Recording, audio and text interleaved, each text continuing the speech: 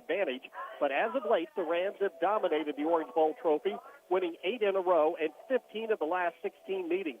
So far this young football season has been a struggle for the Rams with their ups and downs, losing on the road to Boonville, but bouncing back with the win last week over Corydon.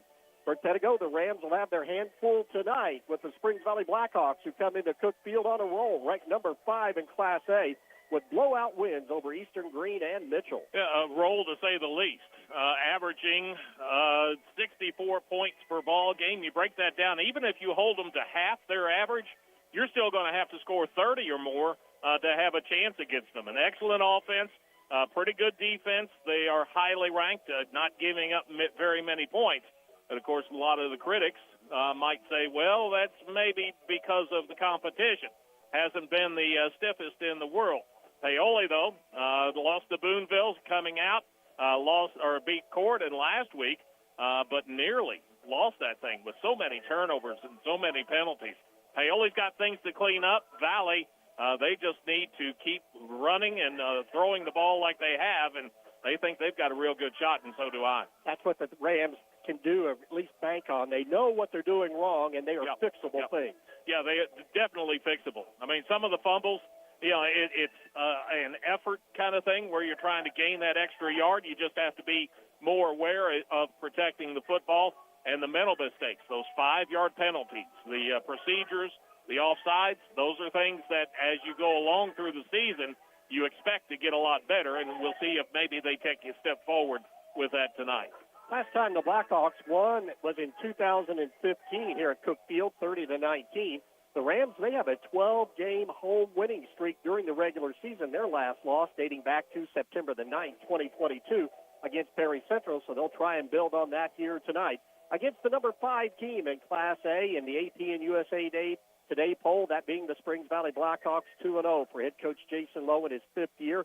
34-11, as Bert mentioned. They average 64 points per ball game and give up 6.5, and they are also 1-0 in conference play. They rank number 2 in the offense in the state of Indiana, tied for number 25 in defense, and number 2 overall for the margin of victory.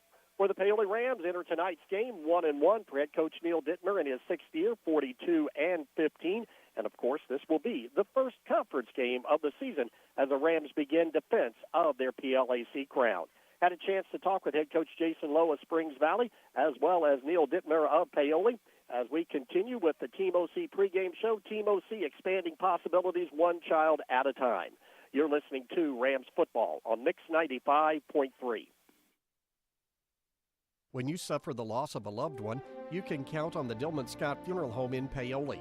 They have a 55-year history of serving the needs of families in Orange and surrounding counties. They provide only the best professional services in the most compassionate manner to care for you during this difficult time. You can always count on the Dillman Scott Funeral Home, as generations of families have done for many years. Call 812-723-2276 today. We're here when you need us the most. Dillman Scott Funeral Home in Paoli. Hey, Dad, can I get a ride to Hoosier Hills Credit Union? Bet. What? Don't be the Lulu. You know I got that, Riz. Ew! We're not always hip on the new lingo, but at Hoosier Hills Credit Union, we do understand the need to teach teens about responsible spending. That's why we offer the Smart Spending Account. They'll get a free debit card, no monthly fee, and no minimum balance. Plus, there's incentives when your teen volunteers or has a job. Learn more about our Smart Spending Account at HoosierHills.com. Slay! Federally insured by NCUA. As we roll on with the Team OC pregame show, head coach Jason Lowe of Springs Valley joins us now. Blackhawks on the road tonight here at Paoli for a big county and conference showdown. We'll talk about the Orange Bowl matchup with Coach Lowe in just a few minutes. But, Coach, my goodness, coming in 2 weeks in, 2 big wins, your team rolling here early on. Yeah, I mean, we got off to the start that we hoped to be off of, and our kids did a really nice job throughout the summer. And then, you know, there's a pretty good stretch there from summer to week 1, and you kind of call it the dog days or whatever. In the good old days, those were 2-a-days. A little bit different now, so they did a really nice job of just staying focused, and then starting conference play last week at Mitchell. Just got off to a really good start. Besides the 2 wins, Coach, what have you been impressed with your team so far? Their physical play. They do a good job of, playing physical on both sides of the ball. Defensively, we tried to kind of emphasize and preach. We thought we were going to be able to put some athletes on the field defensively and maybe be quick, I guess you'd say, and I thought they've done a really nice job being quick to the ball. They do a good job up to this point of gang tackling and getting a lot of people to the point of attack, so that's been good. And then I think I said it to you earlier in the week, just all the way back to June. They show up every day, every single one of them, and they do exactly what we ask them to do. And I think that speaks very well to them and speaks well to their families. And I think that's the reason the first 2 weeks looked the way they did. So look on the other side of the coin, though, Coach. Where are some areas that you want to continue to improve on as you move into week number 3 and as the season progresses? Yeah, you just want to clean, or for us, we want to clean up some minor mistakes, whether that's like assignment mistakes or sometimes it's alignment. Special teams, I think, is always a place that you're plugging and pulling, and some guys don't see that as important as maybe their role on offense or defense. So it's always an area that there's always room to clean up. And the kicking game is that for us right now. And I think our guys, it's kind of maintaining what they've been doing. Like that's going to be something that's going to be hard for them to do, and rightfully so, because they've kind of set the bar pretty high. So we need them to keep, again, showing up, doing what they're asked to do, and preparing each week. And I think they will, but just to your point, that's something you got to kind of strive for each week. Jason Fruitt, tell us a bit about your team, offensively, defensively. What are you trying to do out on the field? Well, we're a tight end wing team, and try to split the defense in half. But we have to win the line of scrimmage, plain and simple. We've been really, really pleased with our line. We've got a lot of new faces there, and thought they did a great job the first 2 weeks. But we know this game in particular, it's going to be decided right there at the line of scrimmage. And then, like you said, defensively, it's get our athletes on the field, put them in a good position, but then literally, we use this phrase with them. We just want to cut them loose, and we want them to be able to use their strengths and their skill sets, and not have guys that look like me holding them back and messing them up. So I think you've seen that with our defense the first 2 weeks, but this week obviously poses a little bit of a different challenge. Well, what about that matchup with Paoli tonight? Well, again, Paoli's Paoli, whether it's Coach Dittmer, or when Coach Dittmer was an assistant, Coach Dittmer's assistants now. They're just so fundamental in what they do, and it puts so much pressure on the opposing team. And I say all the time, every week, whoever we're playing is dealing with 14 to 18-year-old kids just like we are. But man, and I don't care to admit it. I hope our offense and our defense, looks, similar to opponents in that, we're good at what we do. Paoli's so good at what they do, and they just kind of rotate guys through there. But you just got to be disciplined. You watch them week in and week out, and the second you fall asleep on dive or keep or rocket, they make you pay. And we've tried to preach that all week, but we have to be careful. We want to be able to preach that and still cut our guys loose and let them play. So it's a fine line, but I love the week that our kids had, and I know they're excited to play. Jason, you mentioned that you got to win the line of scrimmage. What else do you have to do well tonight to come away with a road win? Got to protect the ball. And then, the biggest thing is, and I say this as something you have to kind of win or something, but it's also the kids need to understand that they're a part of this. This is going to be an emotional game. It's going to be an emotional game for players, for coaches, for moms, for dads, cheerleaders. Just student sections, just all across the board. And I don't say that in an ugly way. It's going to be an emotional game because it means a lot to a lot of people. It's going to be an emotional game because Paoli's an established football program, and I hope, we tell our kids that it's an emotional game and it's an exciting game because we're playing in it. And, I hope that we're getting to the point to where we earn some of that respect, in our area and surrounding areas. So it's controlling your emotions, taking care of the football, and you've got to win the line of scrimmage. We talk about it every week, Coach. We always ask, what's what's the biggest game? Well, it's the game this week. But still, we look back when the calendar and the schedule comes out, everybody kind of highlights week number 3. They do, and that's going to be the last message to the boys. It's literally, this, I know this, and I'm going to share some of this with them, but everyone at Springs Valley remembers your Paoli games. Like, I can tell you specific plays of those games that I played in. How you remember those games is up to you. And like you said, it is a big game, and there's no need to hide that or deny it. And I think kids from both schools need to understand it's a big game because of the work that they've put in. And I think, families and people, fans alike, need to understand it's a big game because of some of the kids that came before these guys at both schools. So, it's just that it's an exciting atmosphere, and I know it'll be that at Paoli on Friday night. And, Coach, besides the county rivalry, you've already picked up one win on the road in conference play, and you want to get another one here to kind of keep that pace rolling and get that conference championship. For sure. That's a goal, that our kids set before the year. Kids want to make the all-conference team, and I don't think that's selfish on their part for wanting to have accolades. But at the same time, like our kids know, because we've told them the last few years, it's Paoli and it's Providence. And our kids have handled a lot of other business. It's Paoli and it's Providence, and right now it's Paoli because that's who we play this week. And that's something that our kids, every senior class kind of wants the best for their senior year, and our seniors are no different. They know this is their chance, and it's quite frankly it's their last chance. So it'll be a big one. Health-wise, how are the Hawks coming into tonight's game? We're really healthy. We did have, one younger guy banged up right at the end of the game last week. I blame turf. I'm not a turf guy. Hate to see that. Hopefully we get him back later in the year. But we're healthy. Like I said, kind of full systems go. Coach Lowe, as always, thank you for the time and the talk. You and your ball club have a good game tonight. Thanks, Dave. We appreciate the coverage. Head coach Jason Lowe of Springs Valley. Stay tuned. You're listening to Rams football on Mix 95.3. Are you ready to see the world with clarity and style? Look no further than In Focus Eye Care on West Hospital Road in Paoli. At In Focus Eye Care, they offer comprehensive eye exams, a wide selection of fashionable eyewear, and the latest in contact lens technology.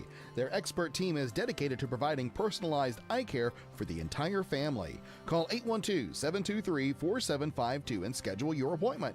Now, open Monday through Thursday from 8 to 5. In Focus Eye Care, where your vision is their focus. Looking to make a difference? Team OC's Youth Mentoring Program is here to help kids in Orange County reach their full potential. Our mission to expand child's possibilities through a community-wide mentoring program for kids 7 to 17. We provide support, guidance, and a caring adult to lean on. You can be a part of their journey. Become a mentor or make a donation. Join us at 262 West Court Street, Paoli, or visit teamocmentoring.org. Questions? Call Executive Director Priscilla Woodrum at 812-653-0288. Team OC, expanding possibilities one child at a time. As we continue with the Team OC pregame show leading up to tonight's Orange Bowl matchup, head coach Neil Dittmer of Paoli joins us now. Rams at home tonight to take on their county and conference rival, the Springs Valley Blackhawks. We'll get into that matchup in just a few minutes. But, Coach, big news is coming off out of week number 2, a big win on the road at Corydon 1 week ago. Yeah, it was. Showed a lot of resiliency. It wasn't perfect. It wasn't clean in any manner, but our defense kept stepping up and making big stops when they needed to, and we had just enough offense to go drive one in there and separate the score a little bit. And a game, Coach, that you really needed to win. Yeah, we did. It just to get our confidence going, just to be moving in the right direction where we want to go here as we head into week 3. Coach, you see a little bit more pep in the step this week with a win? A lot of kids just ready to go back to work. A lot of them that were still a little frustrated in some of the things that they did, and watching the film back, there's so much more we could have done in that game that we feel like we left on the table, and so that's kind of got a little bit of a hunger in us, and I thought we've had a solid week of going to work, and you don't need a whole lot of motivation going into this week anyway. That you do. And Coach, of course, this week a little bit different because we had the Labor Day holidays thrown in at the start of the week. Yeah, it's been a little bit different. Monday they had the day off of school, and then Wednesday we had an early release day, so it's just been kind of a funky scheduled week, but they've done a nice job of rolling with the punches and continuing to get better. You and I always talk about in a pregame show work that gets done Monday through Thursday. So how did things go, and what were the Rams working on in preparation for this matchup with Springs Valley? Big things. I thought we had a solid week. Our Tuesday was really good. Just understanding what Springs Valley is going to do to us. They're going to run the ball, and they're going to run the ball, and then they're going to try and run a little bit more. And then once you commit too much to the run, they're going to hit you over the top. So just making sure we stay on our keys, and that's going to be the key for us defensively. Offensively, it's about being physical, still continue to build that, and then to take care of the football.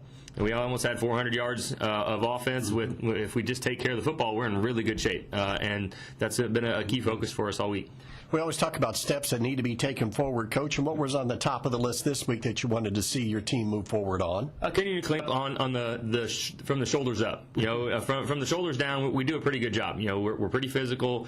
We were assignment correct a lot on both sides, but it's the little mistakes, the little details that happen in between the ears. The focusing on the details, and that was a big part of what we were pushing this week.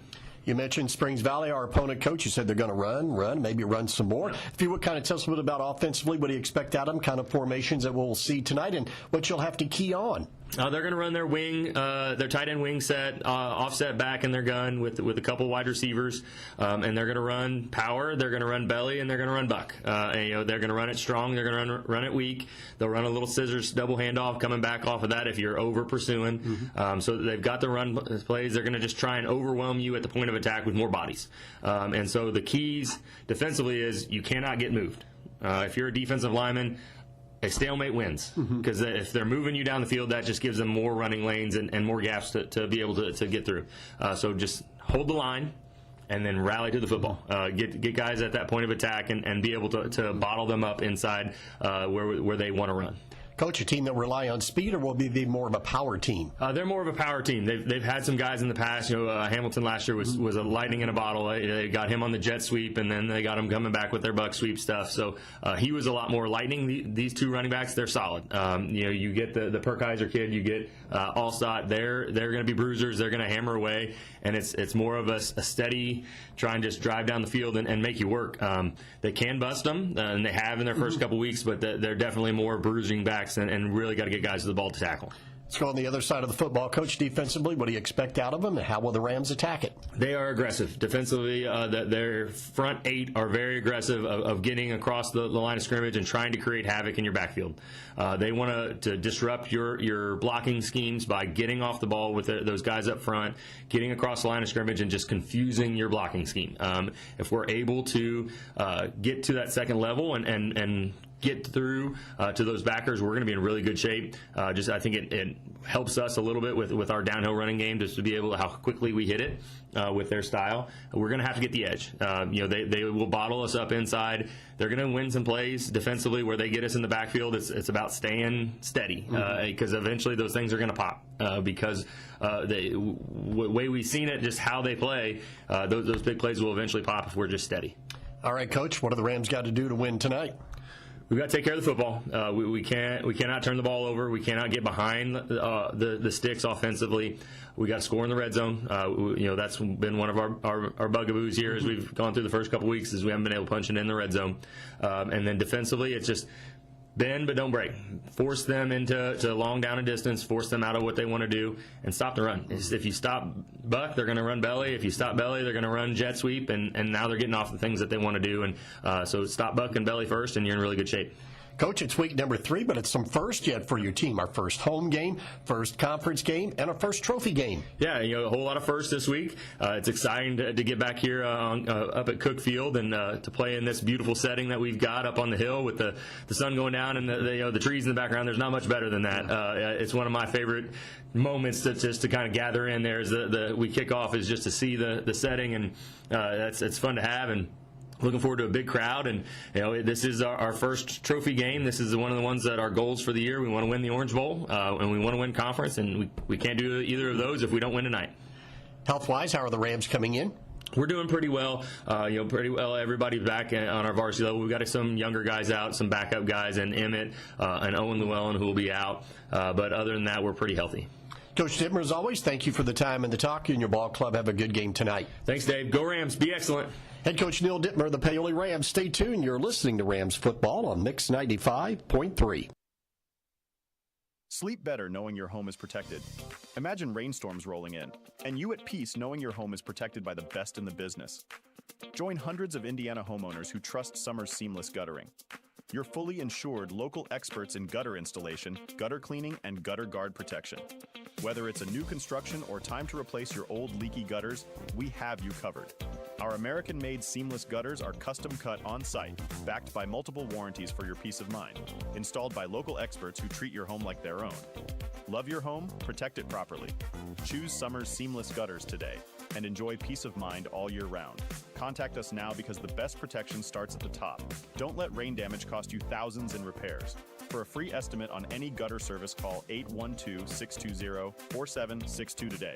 That's 812-620-4762. Summers Seamless Guttering, protecting Hoosier homes one gutter at a time.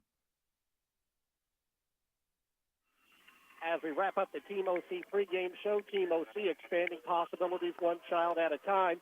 Let's take a look at tonight's starting lineup, brought to you by Sullivan Financial Consulting of Raymond James. First of all, for the visiting Springs Valley Blackhawks, 2-0 on the season, 1-0 in conference play. They're led by their quarterback, number 22, Blake Buchanan, 5'11", 163, and a senior. The running backs, 41, Noah Allstock, 5'10", 171, and a senior. The slot back is Braylon Kovas, number 4, 5'9", 169, a senior. And the wing back, number 42, Augie Perkiser, 5'8", 191, and a senior. At one end, number 8, Landon Weeks, 6'2", 166, and a senior. Left tackle is 68, Ethan Parker, 6'2", 260, a senior. Left guard, Mav Terrence, 5'8", 150, a junior. At center, number 65, Chase Cooper, 5'6", 245, a sophomore. Right guard is Colton Russell, 5'11", 178, and a junior. Right tackle is number 52, Dylan Apple, 5'10", 178, and a junior. And the tight end's 81, Paxton Roach, 6', 198, and a junior. 6 seniors, 4 juniors, and 1 sophomore start for the Hawks on offense. And here's the Paoli defense that will try to stop that high-powered offense across the front line. First off, it's a 3-4 defense, so 3 down linemen. They will include Dane Padgett on one side. He's 6'3", 200, a senior. Tyler Ross will be in the center, 6'4", 280, and a senior. And Dom Garcia on the right end. He's 5'11", 230, and a senior.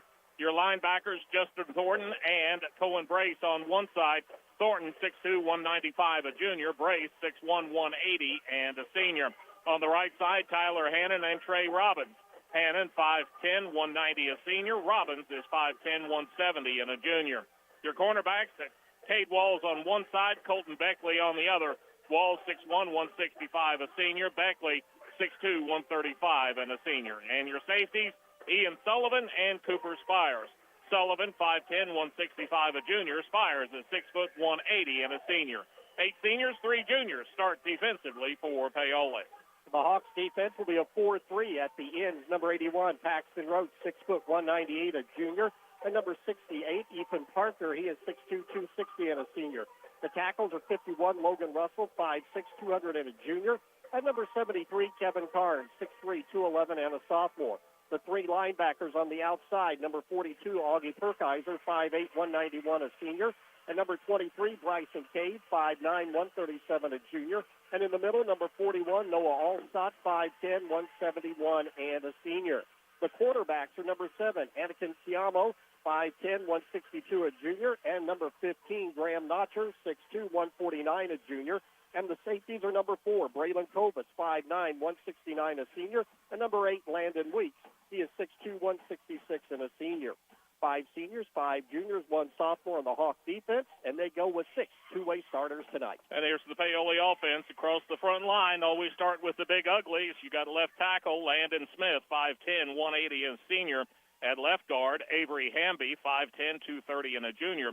Dom Garcia starts at center. He's 5'11", 230, and a senior. Right guard, Kentley Scholl, he's 5'10", 180, and a senior. And Wyatt Baker is at right tackle. He's 6', 180, and a senior. The split ends, Ian Sullivan on one side, 5'10", 165, a junior. And Cade Walls on the other. He is 6'1", 165, and a senior. Your halfbacks, Dane Padgett on one side, 6'3", 200, a senior. And Cohen Brace on the other. He's 6'1", 180, and a senior. Starting at fullback, Tyler Hannon, 5'10", 190, and a senior. And at the quarterback spot, Cooper Spires, he's 6', 180, and a senior. 9 seniors, 2 juniors start offensively for Paoli. and 7 of the Paoli boys will be starting both offense and defense. Starting lineup tonight brought to you by Sullivan Financial Consulting of Raymond James. And Bert Pedigo will now take a look at tonight's scouting report between these county rivals. Well, we heard in the pregame show from both coaches, they think that this game basically comes down to line play. Both teams came into the year inexperienced lines. Valley maybe a little more depth, a little more experience than what Paoli had. But whichever team controls it up front, that's the team that is likely to win this ball game. You've got to be able to block, and you've got to be able to keep from being blocked. And that's what it comes down to tonight. That's the number one key. For Paoli, it's all about limiting mental mistakes and limiting turnovers. You go back to that game last week against Corden. What was it? Paoli turned it over 4 times inside the 20-yard line.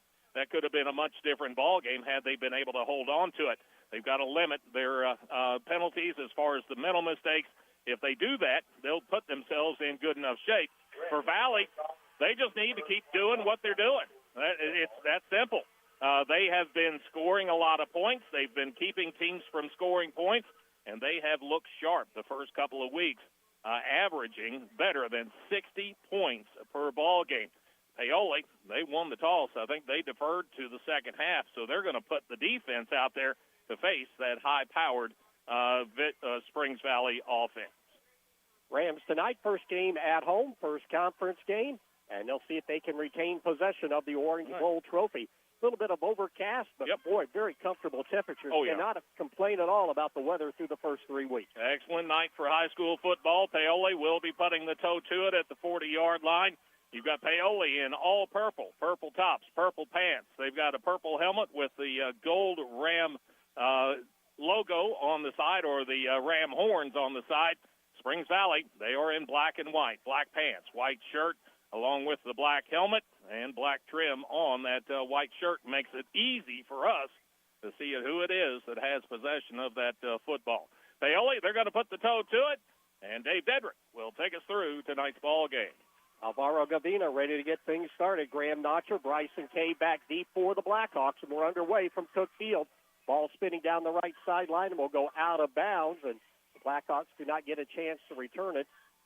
Maybe the MO for the special teams, keep it away from those deep threats and pin them along that sideline. However, it goes out of bounds. And that will give the ball to the Springs Valley offense here to start this game. As we mentioned, come in averaging over 60 points per ball game. Offensive totals as far as yards, almost 350 per ball game. I mean, they've racked up some yards, but they've had running clocks in the second half, so they've had limited plays. And the one thing we didn't mention a whole lot in the pregame leading up was just the big play capability. Valley's got it, definitely. Paoli has the potential for it, and we'll see if either team is able to break something big and get some points on the board in a hurry. Blackhawks will run that wing T. Quarterback Blake Buchanan, the senior, will be out of the gun formation. Normally, Noah Allstott will be either to his right or to his left. Kovitz will be the slot back. The wing back will be Augie Perkiser, who will flip from one side to the other depending on the call and formation. Yeah, just waiting on the right football to get out there. They thought they threw the kicking ball off, but it was the ball that Valley wants to play offense with. Handoff goes to Allstott. He's hit in the backfield and throwing for a loss back to the 30-yard line. Great job by Trey Robbins, the outside linebacker for the Rams, who snuffed that one out perfectly. And it's a negative play for the Hawks to start off their offensive series, a loss of 3. Good start for Paoli. Shot the gap, so to speak, got between blockers on the end of the line of scrimmage. And when they did, the ball carrier was right there in front of them. Out of the wing tee, slot goes to the right side. 2 receivers, one to the right, one to the left. Handoff again to Allstott. He'll try the right side, cuts up over left tackle, spinning and turning as he gets to the 35. Then the gang tackling will bring him down at the 36-yard line. So he'll pick up close to 5 yards. Got up 1 plus what he lost the last time, maybe 2 plus. So a gain of 5. Gang tackling over there by Brace and Spires for the Rams along with Thornton. And it'll be a 3rd down and 8 facing the Hawks. First 3rd down of the night for either team. This will be a key down. Paoli's not been all that good on 3rd down conversions, and I really doubt that Valley has faced very many of them. Not in 3rd long anyway. No. Buchanan looks over to Coach Jason Lowe, who will call the play. Both ends are in tight formation here with the slot on the left side. Coming is Buchanan, got to keep it over the left side. He's breaking through the offensive line, twisting and turning that pile, pushing forward. He'll be very close to a first down out to the 44-yard line.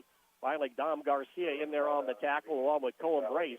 It's going to be 4th and 1 at the 44 of Springs Valley on their opening drive. Yeah, Valley just wanted to get that push on the left side of the line of scrimmage. They did that. Just came up a yard short. Now they're going to line up as if they're going to go for it on 4th down. Key play here early. Buchanan comes in averaging 12 yards per carry. 4th down and 1. Again, slot of the right side. Buchanan on the quarterback keeper, and he'll have the first down. He is hit right at the marker and bounced back. The shoulder laid in there by Spires, but the forward progress by Buchanan is enough, and the run of 4th down is good. Get the Blackhawk fans across the way cheering, and it'll be 1st down and 10 just across the 40-yard line. A lot of confidence shown in that offense by the coaching staff of Valley to go for it on 4th down in your own territory. Didn't need much, and they didn't get much. 1st down and 10. Hand off to Allstott over the right side. Some running room as he is able to get out near midfield and across into Ram territory. Be a gain of 5 on the play, and it'll be 2nd down and 5. Garcia in there on the tackle for the Rams. Also Hannon and Brace, but a good pickup that time for the Blackhawk fullback. And one thing that you notice right off the bat, this is one of those strap-it-on tight nights, because if your helmet's not on, it's going to come off with the way these kids are out there getting after it, hitting one another. 2nd down and a long 4 in Valley territory, headed off Perkiser. He tries right side. He's got running room. He gets into the second level. He'll have another 1st down inside the 45 to the 44-yard or 42-yard line. And it's a good run over that right side behind Cooper, Russell, and Apple. And the Blackhawks start to get their ground game rolling and now have their second 1st down of the ball game. And just watching the line of scrimmage, offensive line for Valley, defensive line for Paoli. That offensive line of Valley is winning the battle at the point of attack. Out of the wing T formation, in the gun formation, Buchanan on the quarterback keeper comes right side, breaks a tackle in the backfield, but his momentum gets him out near the 40. Robbins comes up to make the tackle. Nice job that time coming up and shooting from that left side was Walls on the quarterback, who almost got him, but still Buchanan with that athletic ability will get 2, and it'll be 2nd and 8 at the 41. One thing you notice early about the Valley backs as well is how well they finish runs. They are finishing going forward almost every single time. 2nd down and 8. Ball on the right hash mark. Out of the wing T formation, Perkiser goes into the H-back slot on the right side. Handed off to Allstott back in at the fullback right up over the middle. He leans over the top of the pile and will stretch it out inside the 40 down close to the 37, 38-yard line. Again, Robbins in there on the tackle, and for the Rams as well, Avery Hamby coming in there, seeing some D-line action, and it'll be another 3rd down for the Hawks. This will be 3rd down and 4. 3rd down a little bit shorter than what they had the first time. Did not make it the first time, but got close enough to go on 4th down. Paoli needs to win this down in order to get the ball back. Opening drive of the game out of the wing T formation. Buchanan with the run over the right side. He'll have a 1st down and more. He found good running room. The lead block there being led by Mav Carrots, and that'll move the chains again down to the 31-yard line, but a good job on that offensive line to allow a big hole on that right side for Buchanan to move the chains, and the Blackhawks moving now 1st and 10 at the Ram 31. Buchanan, 4 carries, 16 yards so far. Valley, everything on the ground, and as a result, all of their 1st downs as a result of running it, 3 of them on this drive already. Wing T formation. Buchanan keeps the run, goes right side, now cuts back left. He wanted to go right, but a nice job of seeing nothing there, so he cut back to the left side, and he'll be down near the 25-yard line for the Valley Blackhawks. And coming up there for the tackle for the Rams, Dane Padgett, as he's moving around on that end position, a gain of 5, maybe 6, and it's 2nd down, and the Hawks are ready to go again. Wing T formation, a little movement, but the Rams do not violate the neutral zone. And the Hawks will reset as Perkiser will flip from the left side to the right side, along with Elijah Dickey. 2nd down and short, handed off to Allstott over the right side, upended as he gets to the 25-yard line. Good job that time, a penetration by Tyler Hannon, the linebacker. And the Hawks will face another 3rd down on this drive, 3rd down and 3. Paoli's starting to press that line of scrimmage, and by that I mean they're getting up a little bit closer, sending another man into the area that Valley wants to run it. Let's see if maybe Valley doesn't try to take advantage of that eventually, at least, and try to sneak a pass over the top of it. Out of the gun, going to hand it off left side. Running is Allstott. He's up in it as he gets down inside the 25-yard line near the 23. He'll be shy of a first down. It's going to be fourth down for the Blackhawks. Fourth down and 2 at the 23-yard line. Short gain at best, fourth down, and let's say a long 1 to almost 2 yards as they spot it down right there at the 23-yard line. Ball right in the middle of the field. Last time the Hawks went on their fourth down, they overload the right side. Buchanan kept it. He's going to do it again. Looks to the outside, cuts back up inside. He's got a hole and plenty as he'll go from the 23 all the way down to about the 14-yard line. He'll have close to 9 yards on the play, and that'll keep the chains moving. And in the red zone for the first time tonight, the Valley Blackhawks, as we've got 5 minutes remaining in this first quarter of play. Valley 2 out of 2 on their fourth down tries. Tough to defend when the other team has a running quarterback. That means you're going to play 11 on 11, and somebody's got to win battles up front. First down and 10. Handed off to Allstott. Right side, cuts back up the middle. There the pursuit gets him, and he'll be stacked up, still twisting and turning. He'll get 1 tough yard out of that carry up the middle. As we'll pile everybody there. Hannon getting off along with Paget on the bottom of the pile, along with Dom Garcia. It'll be a gain of 1. Make it second down and 9. Yeah, I thought that time when Paoli was shifting defensively, they were shifting away from where the ball eventually was run. Thought maybe Valley had the right call in that shifting defense, but Paoli was able to make the stop. Rams again nearly jumped. Valley going to reset. Out of the gun in the wing T formation. Buchanan gets the snap, going to keep it, tries it over the right side, bounces outside, tried to step out of the tackle of Walls, but could not. He is able to fall forward, pick up a couple of on that carry, and it'll be third down and 7 for the Blackhawks right at the 12-yard line. Shoestring tackle, to say the least. He got him with the shoulder on the hip, kind of slid off of him, and as he went down, reached for that lower leg, was able just to get enough to bring him down, get him off balance and bring him down. So it brings up a third and long now for Valley. They've been run heavy to the right. See if they run that counter play maybe to catch the Rams angling in. Handed off to Allstott right side again. Looks outside, cuts back inside. He'll be down close to the 6 or 7 yard line, depending on the spot, as Sullivan comes up along with Brace to make the tackle. Gain of close to 4 on the play, and it's going to be fourth down and a long 2 short 3 for the Hawks. Tell you, Valley is just chewing up clock like you wouldn't believe. We're already down to the 3-minute mark of the first quarter, and this is the first possession of the night for either team. Ball at the 7-yard line. Into the short red zone now go the Hawks out of the wing T formation. Buchanan look down. Now he's going to look back. 5 seconds on the play clock. He may have to take a timeout. Will he get it off? Down to 1. He does. He's going to keep it. Comes to the left side. Looks inside, outside. He's through, and he'll have a touchdown. Blake Buchanan able to convert on 3 fourth-down carries. The last one is a big one. This will be a 7-yard touchdown run for the Blackhawk QB to put the Hawks on top. 6-0 on the Sullivan Financial Consulting of Raymond James scoreboard. Now, that was an impressive drive by Valley. Confidence to go for it 3 times on fourth down and converted all 3 of those. Strong running on the part of Buchanan. He had 38 yards rushing on that drive. Hawks will go for 2 because their injured kicker going to toss it back to Allstott. Allstott hit in the back in the field, and then he's going to be driven back. So the Rams do a nice job of stopping that. Thornton in there on the tackle, all with Walls and Brace. So the 2-point run is no good. And that'll keep your score at 6-0 in favor of Valley. You're listening to Rams football on Mix 95.3. Tired of slow internet and weak Wi-Fi? Get connected with Orange County Fiber, your local reliable fiber internet service. With powerful parental controls, device prioritization, and built-in cybersecurity, your whole family can browse, stream, and game with confidence. And that's not all. Some plans even include indoor and outdoor cameras or video doorbells for extra peace of mind. Call Orange County Fiber at 812-865-2229. Fast, safe, and smart internet for your home or business. Well, 2:36 left in the first quarter. 1 possession, 1 score. Valley had the possession, and they went down the field and scored. And I've got that for 17 plays, and 65 yards.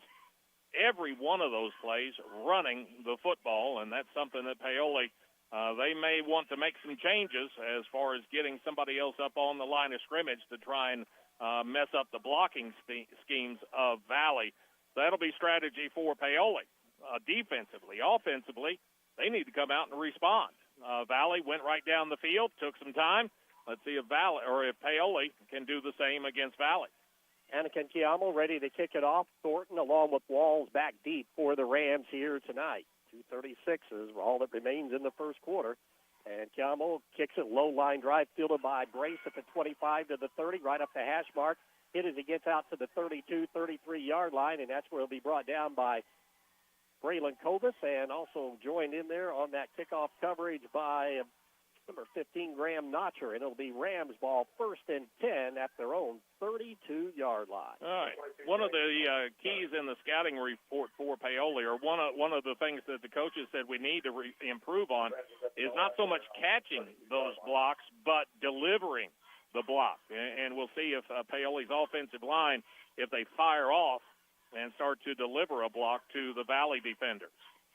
Rams have it over on that left hash mark, 1st and 10 at the 32. Go to the flex bone formation as Cooper Spires under center for the Rams to start their first drive of the night. Man in motion to the right side. Padgett going to drop back to pass, looking at Spires, pressure on, throws it downfield. Walls comes back, and it's a jump ball, but it'll be incomplete.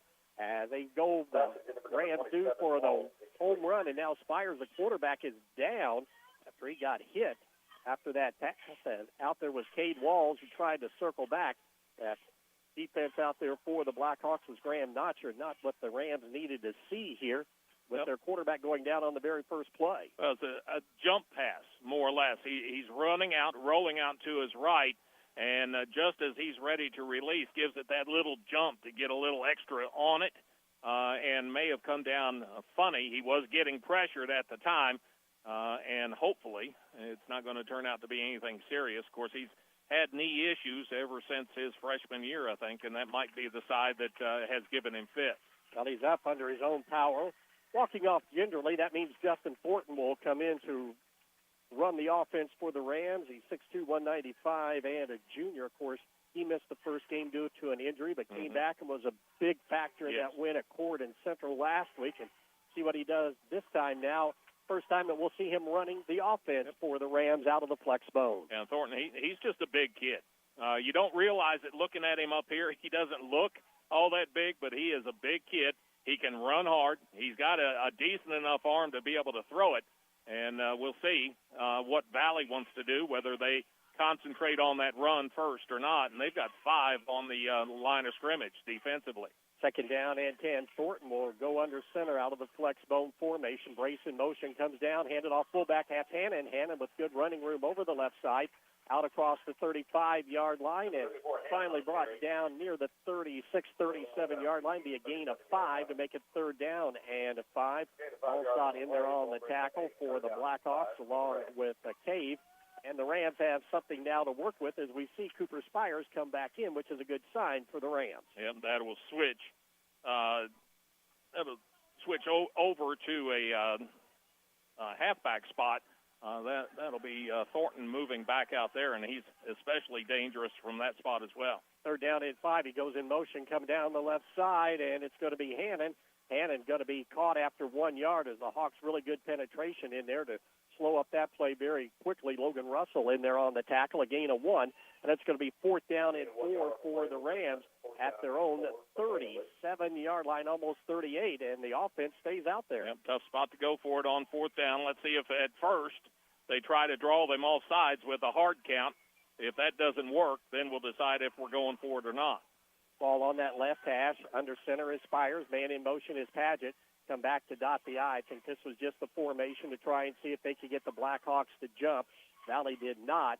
Play clock rolls down to 5. Spires under center. Another hard count. Going to keep it. He's going to hand it off to Hannon, and he will not get it. He is met right at the line of scrimmage, and the Valley defense makes a stand. Russell in there on that tackle for the Blackhawks along with Ethan Parker.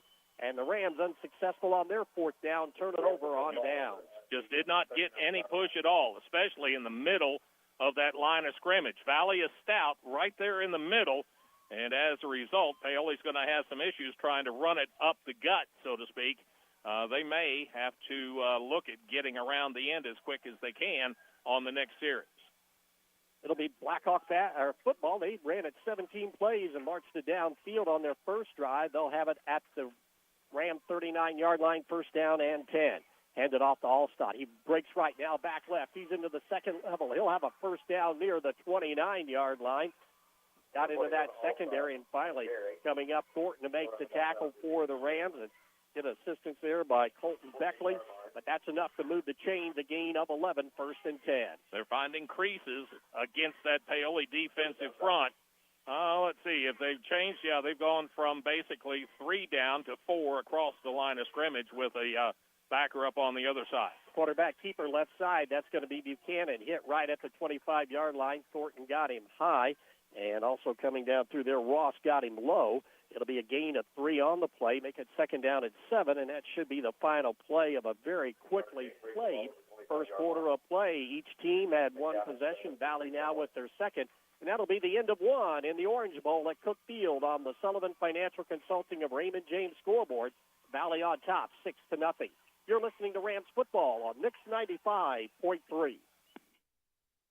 Get ready for a day of fun, food, and gratitude. We're inviting you, our incredible customers, amazing community, active service members, and veterans to a special lunch on us. Join us on Friday, September 12th from 11 a.m. to 1 p.m. at our Paoli Banking Center for our Customer and Community Appreciation Cookout. Treat yourself to lunch on us, indulge in a scoop of Springs Valley Swirls ice cream, and don't forget to enter our latest giveaway. It's our way of saying thank you for your support. Don't miss it. We can't wait to see you there. Springs Valley Bank and Trust Company, member FDIC, equal housing lender. Hi, this is John Bender. Since 1931, Bender Lumber has been providing superior service along with quality, innovative building products at fair, competitive prices. In communities throughout southern Indiana, our locations are the primary supplier to residential builders, professional remodelers, as well as do-it-yourselfers who rely on our knowledgeable sales staff to do whatever it takes to proudly serve them and to get the job done. So here's to the first 90 years of local people serving local needs at Bender Lumber. Just about ready for second quarter action. Very impressed with Valley in that first quarter of play. They dominated, to say the least, time of possession. Paoli only ran 3 plays in the quarter. Valley had it the rest of the time, and they have methodically worked it down the field. Right now, Valley boys, they are controlling the line of scrimmage, pushing Paoli back when Paoli's on the defensive side. It'll be second down and 7 at the 25 in Rams territory for the Hawks. Out of the gun, Buchanan sets the offense, going to keep it, runs it left side. Has a bit of a crease, but it closes up very quickly as Robbins in there to help bring down the Blackhawk quarterback, Dom Garcia, as well. Got a couple down inside to the 24-yard line, and it's going to be third and a long 5, short 6 here for the Blackhawks, but we know they're in 4-down territory. Oh, yeah, definitely, the way they've been running it. 10 carries already for Buchanan, 42 yards. Allstott right behind him, 9 carries for 28. Buchanan came in with 11 carries total on the season. He has it again, running room right side. He's to the 15, to the 10. Angles to the corner of the end zone and going to be bumped out right at the 1-yard line. So a gain of 23 on the play for the Blackhawk quarterback before he finally is knocked out of bounds by Sullivan and Walls. But Valley knocking on the door of the end zone again, looking to pad their 6-0 lead. Yeah, he got to the outside. Good blocking to, first off, kick the end out, seal from inside. That gave him the running lane. And then when he cut outside, he was able to outrun Paoli's defensive backs until he got down to the 1. Ball over on the right hash mark. First and goal from the 1 for the Blackhawks. Set the offensive line, hand it off to Allstott. Left side hit in the backfield and push back to the 4-yard line. Nice job by the Rams to really clog that up. Coming through there was Robbins along with Hannon and Thornton on that play. And it'll be a loss of a couple and make it second down and goal at the 4. More hats at the point of attack that time for Paoli when Allstott tried to cut it back in. There were a couple of purple jerseys waiting for him, and they were able to shove him back by a pretty good amount. 2 receivers split to the left side, wide side of the field. Buchanan on the run. He gets to the outside, cuts back in at the hash mark, lowers the shoulder pads, Bounces off a Ram defender, and he is in for the score as Buchanan has his second touchdown of the night. This one a 4-yard touchdown run for the Valley Blackhawks. And that will put the Hawks up by a score of 12-0 on the Sullivan Financial Consulting of Raymond James scoreboard with 10:43 to go here in the first half of play. And again, we'll go for the 2-point conversion. Will the Hawks, as they come up to the line of scrimmage, get everybody set. Elijah Dickey in the backfield there with Blake Buchanan. Put a slot on that right side, put a man in motion. Going to hand it off to Andrews. Andrews cuts back up along inside right at the hash mark, and he is in for the run. And Andrews finds the end zone for the 2-point conversion, makes it good, and that makes it now a 14-0 lead for the Blackhawks with 10:43 to go before half. You're listening to Rams football on Mix 95.3. You can make a difference in the life of abused and neglected children in Orange County. I'm Orange County Circuit Court Judge Steve Owen, and we have a court-appointed special advocate program, or CASA, right here in Orange County, and we need your help. There's no special skills required, and we can train you on the skills that are needed. All you have to do is just call Robin Brown today and tell her that you want to help us help these children feel safe and loved here in Orange County. That's Orange County CASA at 812-653-4889. 10:43 left in the first half. The Valley folks, and there are a lot of them across the field, they're enjoying the way things are going right now. As Valley out in front of Paoli, 14-0. Valley ready to kick it off again. Paoli did sub in Dane Padgett back at the back of that reception team. Let's see if Valley even considers kicking it over his way. Blackhawks kicking it off here for bringing on second football again. For some reason, they keep bringing in that second ball, saying, do you want this one or do you want another one? And he says, no, I'll just keep the one I got teed up already, and they're ready to go. As Bert mentioned, Padgett back deep, lightning in a bottle. As for the Blackhawks, it will be Trevin Beavers to kick it off this time. So Padgett and Thornton back deep? Yes, it is. Okay. Rams need something positive to happen here, trailing by 2 scores. Even catches it, hangs it over, and it's caught up high at the 30, and then going down immediately with that reception is Colton Beckley.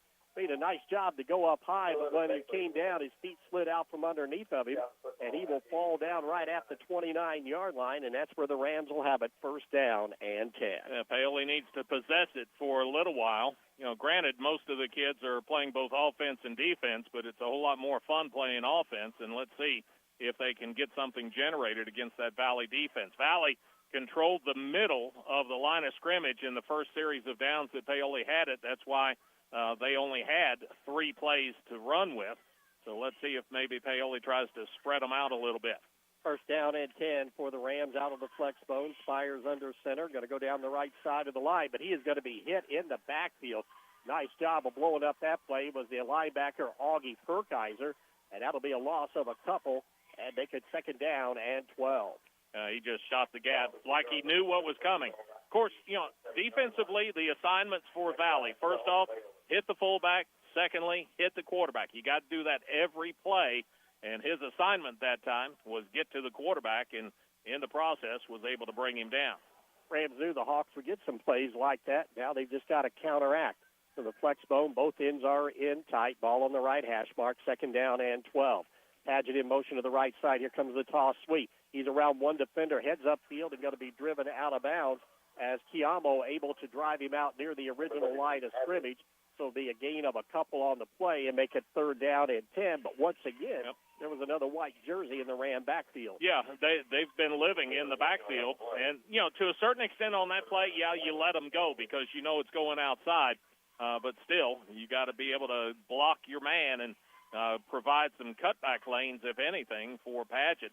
Well, Padgett got back to the original line of scrimmage, but he's a yard short of that, so that brings up third and even longer. Rams not have been good on third down because they've been in situations like this of third down and long.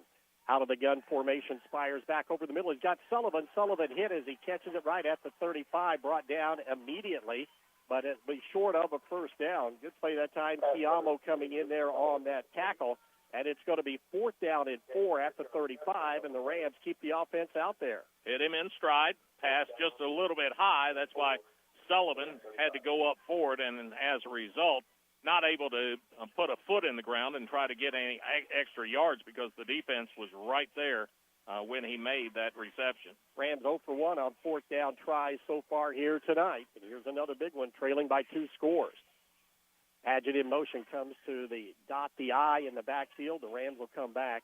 Once again, probably just going to try and see if they could draw them off sides, and the Rams take a timeout with the play clock down to 2, which means they'll bring the punt team out. 8:27 to go here in the second quarter of play. Sullivan Financial Consulting of Raymond James scoreboard. Valley on top 14-0. You're listening to Rams football on Mix 95.3. Paoli Health and Living is a senior living community that's not like the others. It's rich in history, a community landmark, and a place to call home. Get the care you need and deserve with Paoli Health and Living rehabilitation programs. Be unstoppable and take the guesswork out of therapy with their unique and personalized programs. And for residents needing extra care, the long-term care program is equipped with an expert team of nurses and therapists, dietitians, and dedicated certified nursing assistants. Learn more about the services available to you at Paoli Health and Living. Call 812-723-2595. 8:27 left in the first half. Situation is this. Valley's up 14-0. Paoli can't afford to let a drive go by right now without scoring because of the efficiency of the Valley offense. So they are facing a 4th down and 4. The ball spotted down at the Paoli 35-yard line. Tried to draw them off sides before the play clock expired. Couldn't do that. And now Paoli lines up, very unbalanced line to this side of the field. If they just don't go a toss sweep to this left side, going to do it. Here comes the toss to Paget. Paget tries around. He's got runners to the 40, 45, 50 down the left sideline. They won't catch him. He's to the 20, 15, 10, 5. And Dane Paget answers with a big play of 65 yards. A touchdown run on a 4th and 4. And that's what the Rams needed. Paoli, like we say, unbalanced line. They had basically 2 blockers on the right side of the ball, no more. Everybody else was over here on this side, and when they hit the point of attack, Valley had not made any adjustments to the formation. They didn't bring help over from the far side, and as a result, Paoli had more blockers than what Valley had defenders. Still got a little penetration, but Paget was able to shake that off. Alvaro Gavina for the extra point out of the hold of Cooper Spires. Snap down, kick is up, and it's going to be blocked as Augie Perkiser came storming through there almost untouched. And that will keep the score at 14-6 with 8:13 to go in the half. You're listening to Rams football on Mix 95.3. Sleep better knowing your home is protected. Imagine rainstorms rolling in, and you at peace knowing your home is protected by the best in the business. Join hundreds of Indiana homeowners who trust Summer's seamless guttering. Your fully insured local experts in gutter installation, gutter cleaning, and gutter guard protection. Whether it's a new construction or time to replace your old leaky gutters, we have you covered. Our American-made seamless gutters are custom cut on-site, backed by multiple warranties for your peace of mind, installed by local experts who treat your home like their own. Love your home? Protect it properly. Choose Summer's seamless gutters today and enjoy peace of mind all year round. Contact us now because the best protection starts at the top. Don't let rain damage cost you thousands in repairs. For a free estimate on any gutter service, call 812-620-4762 today. That's 812-620-4762. Summer's Seamless Guttering, protecting Hoosier homes one gutter at a time. Well, situation since the last time out has changed just a bit. Paoli gets some points on the board on that 4th down carry by Paget. That wound up being a 65-yard run for a touchdown, so that makes it now 14-6. The extra point was blocked. So Paoli now ready to kick it away to Valley. And let's see if that Paoli defense has a response to the Valley offense. High end over end kick. Notcher going to settle back, catches it right at the 10. He veers to his left, going to go across field. Now cuts back up inside and tackled near the 15-yard line. Good pursuit by the Rams. Down there first for Paoli on that coverage was number 7, Max Cunningham. able to turn him in, and the Hawks will have their longest field to work with right now. As that goes 1st and 10 at the 16. Just ready to say, Dane ripped off that 65-yard touchdown. He came in with an average about 14 yards per carry, so he'll help that a little bit. Just a little bit. And that kickoff shows the advantage of having a kid that can kick it that far.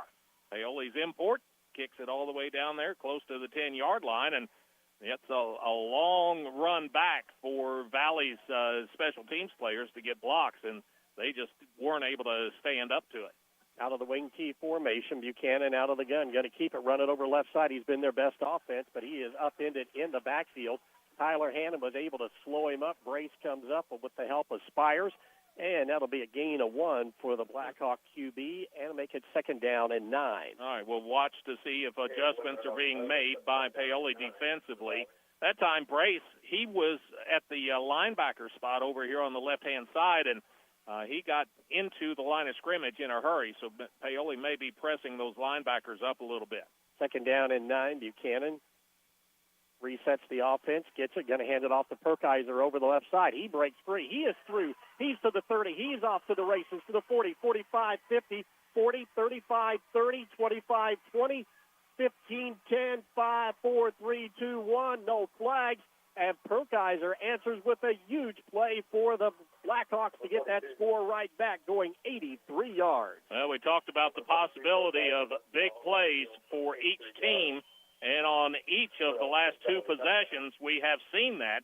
1 for Paoli, 1 for Valley, and any momentum that Paoli may have had with the Padgett run, that goes away with Perkiser's 83-yard run. Makes it a 20-6 ball game as the Blackhawks come out.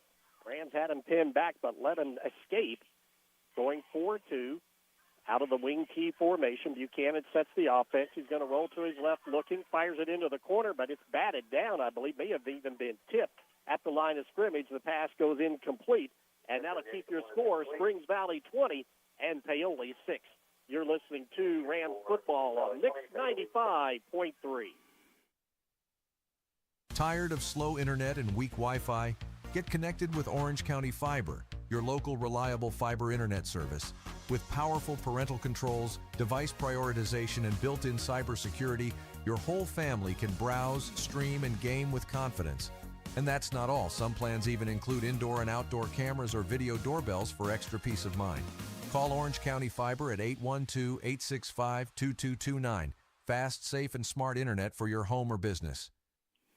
Well, every time we go to a timeout, the situation has changed. This time it's in Valley's favor as they get a long touchdown run from Perkiser, and that gets Valley back up by 2 scores at 20-6.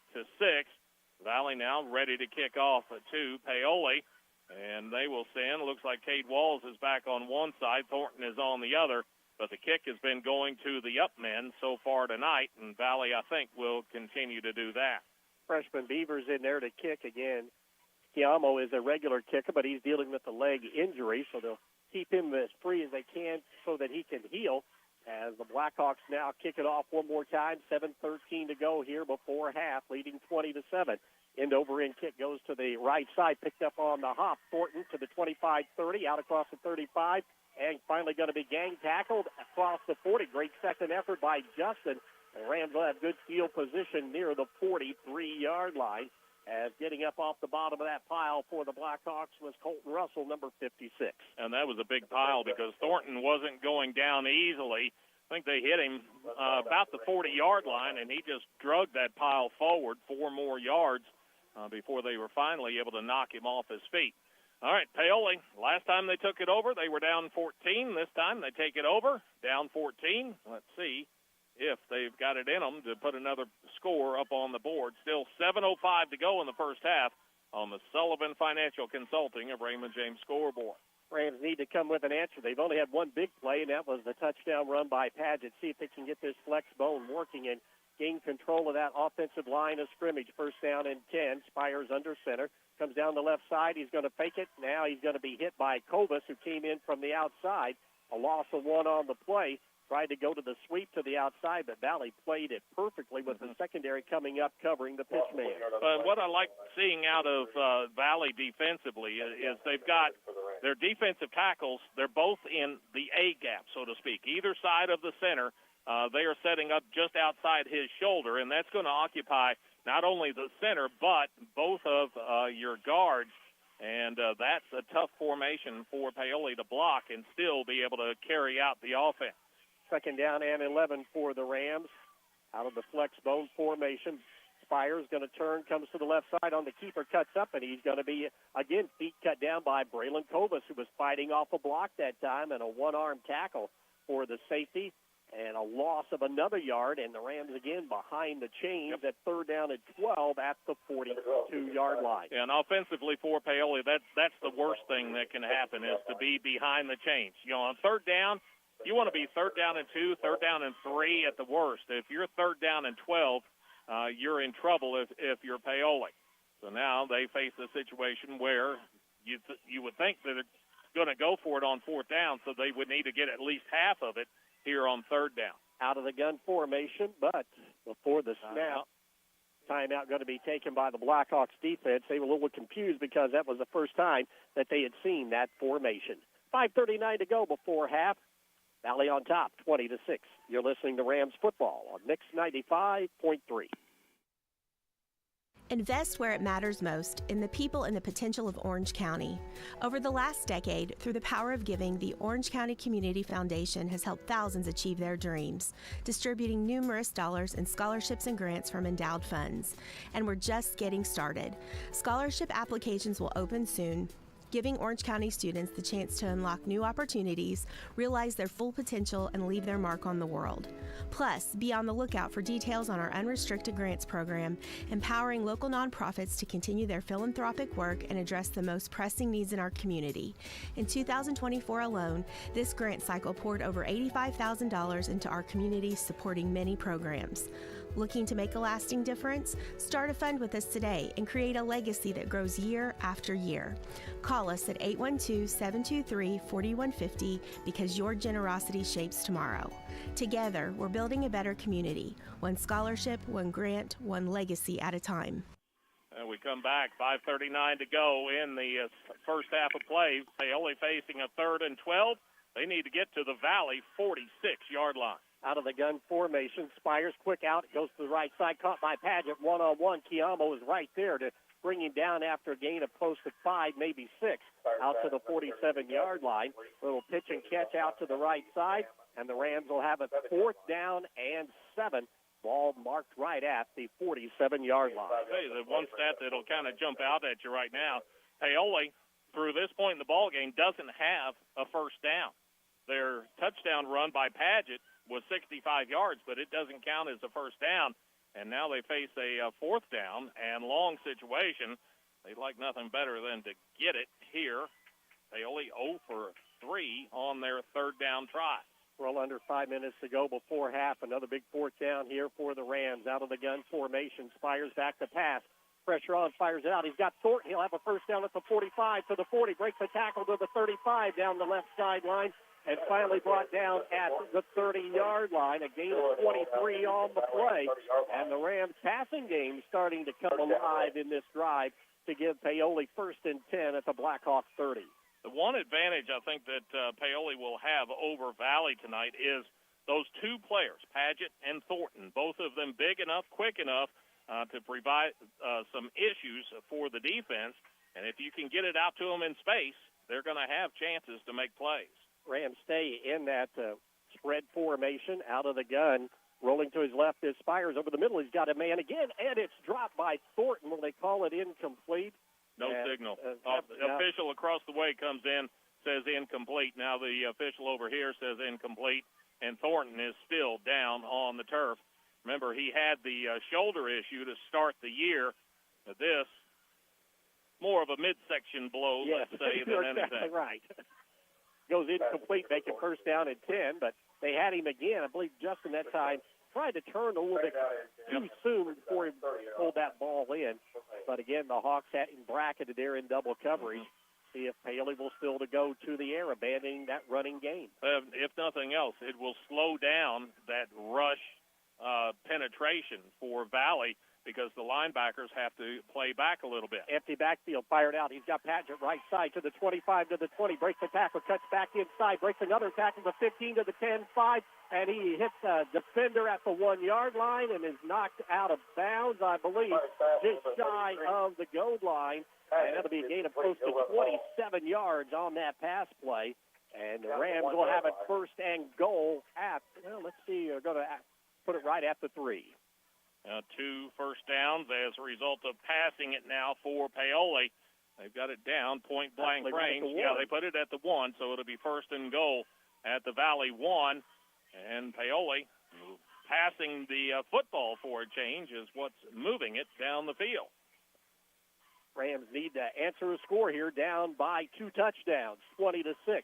Just over 4 minutes remaining before half. Rams go back to the flex bone, come the right side. Spires is going to keep it, and he is in for the touchdown on the quarterback keeper as Cooper Spires scores on the 1-yard touchdown run, and that will cut the lead down to 20-12 on the Sullivan Financial Consulting of Raymond James scoreboard with 3:59 to go here before halftime. And the Rams offense going to stay out there and go for 2. Big response that time for Paoli offensively. Valley, they're showing no signs of being stopped by Paoli defensively so far, so Paoli needed to put points up on the board. They did that. Now, let's see if they'll get 2 points closer with this 2-point conversion attempt. Rams break out of the huddle. Walls goes wide to the right side. Thornton slot right side back to the flex bone formation. Spires under center. Going to come the right side. He's going to keep it. Turns up, and he is in for the 2-point conversion. So Spires gets his first touchdown run of the season and adds 2 more to it on the 2-point run. That is good. And that'll cut the lead down to 20-14 in favor of the Blackhawks with 3:59 to go before half. You're listening to Rams football on Mix 95.3. Are you ready to see the world with clarity and style? Look no further than InFocus Eye Care on West Hospital Road in Paoli. At InFocus Eye Care, they offer comprehensive eye exams, a wide selection of fashionable eyewear, and the latest in contact lens technology. Their expert team is dedicated to providing personalized eye care for the entire family. Call 812-723-4752 and schedule your appointment. Now, open Monday through Thursday from 8 to 5. InFocus Eye Care, where your vision is their focus. Well, the kind of game that you were thinking coming in, we could get. Valley definitely with a shot to win. Paoli definitely with a shot to win. And right now, not much has been decided. It's 20-14. Valley is on top. They're about to receive the kick from Paoli. And Paoli, if they can get a stop, then you look at the strategy going into second half play where Paoli will get the kick to start the third quarter of play. Valley, they've got 2 guys back deep, and this time they're setting up camp at about the 15. That's Notcher and Cave. Alvaro kicks a high end over end. Notcher settles underneath of it at the 10. He'll go to the left side of the field, up to the 20, heads to the sideline, down to the 25-30, and he's got running room. He's at midfield, the kicker to beat. He cuts back at the 30, and he will go all the way. Graham Notcher answers right back with a 90-yard kickoff return. And Valley scores right back again with 3:42 to go. One big play to another. And that time it's Valley, Notcher, going the distance, 90 yards. When you're looking at it, you look over here to this side, and you see nothing but purple shirts.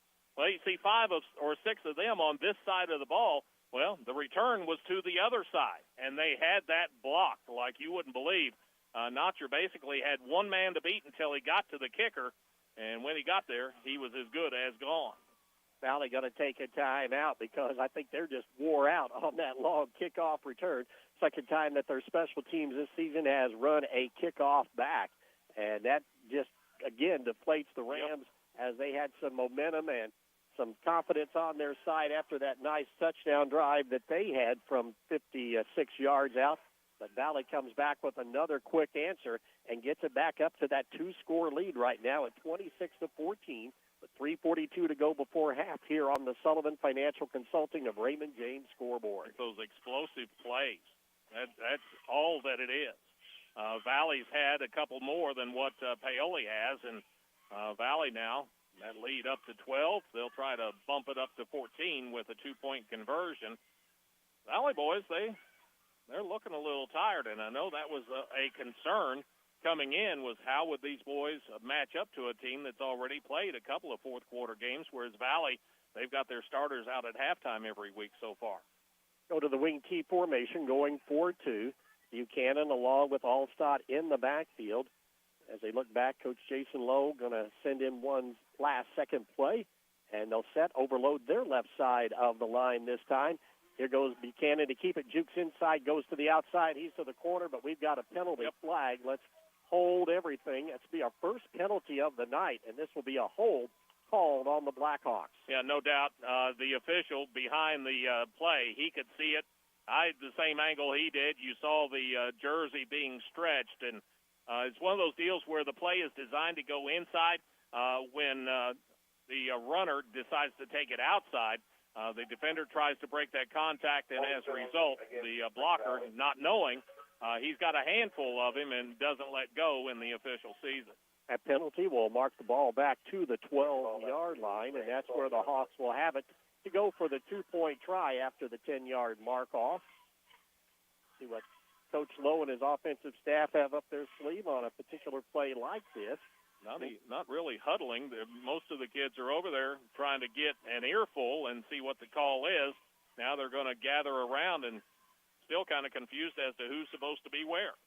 See if they run the counter play possibly to try and get the ball on a big gain here. Out of the wing T formation, Buchanan sets.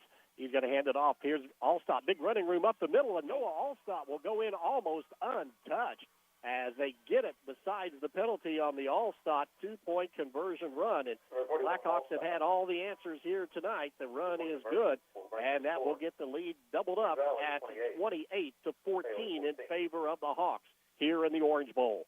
You're listening to Rams football on Mix 95.3. Inflation and other economic factors can keep you from getting the best results from your investments. Raymond James financial advisor Jamie Sullivan may be able to help you find ways to stay ahead of inflation, save money on your taxes, and prepare for retirement. Call Jamie Sullivan at 812-849-2670, located in Mitchell, for an appointment. Raymond James & Associates, Incorporated. Member of the New York Stock Exchange, SIPC, Life Well Planned. All right, Paoli down 2 scores now, 28-14, 3:42 left in the first half as Valley, they've scored on just about any way that you want to. They've gotten big plays, haven't scored defensively yet, but they've got special teams and offensive touchdowns galore as they've put it across the end zone or the goal line 4 times already here in the first half. Paoli, 2 scores of their own, but the situation, plenty of time left in the first half.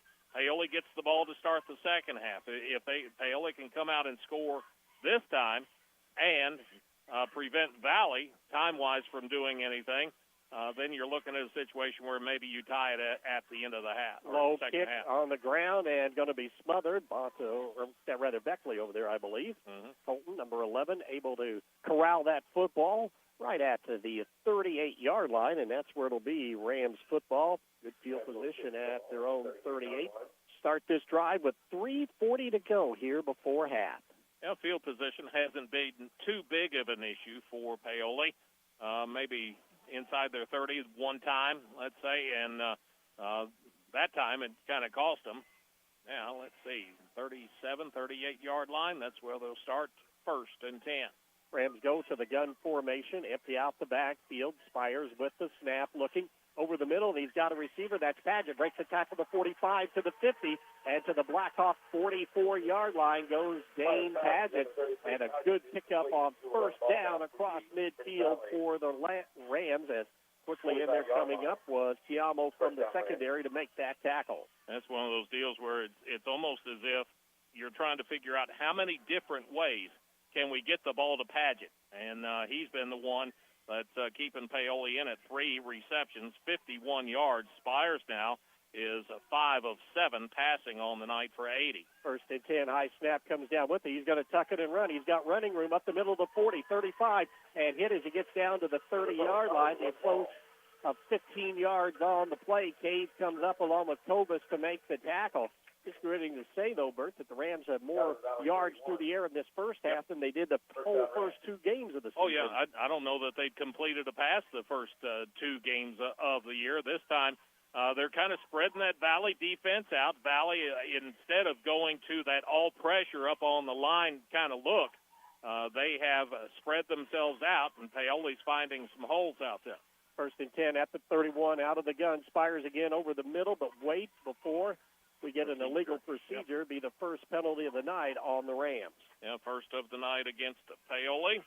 That'll be a 5-yard mistake and back it up to make it 1st and 15. Had Walls open that time and got the ball to him. So Paoli, like I say, they're finding ways to get the ball to receivers. And when they don't, so far Spires has been able to scramble effectively. His offensive line has given him some time to survey the field down for open receivers. He's been able to pick the Blackhawk defense here for some yards in this first half. And what you're seeing defensively from Valley, they were having 5, sometimes 6 on the line of scrimmage. Right now it's 4, and that's a number that Paoli can block.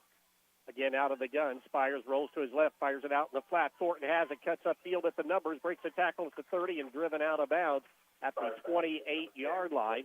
He'll pick up almost 6, maybe 7 on the play as Allstott and Perkiser in there on the tackle.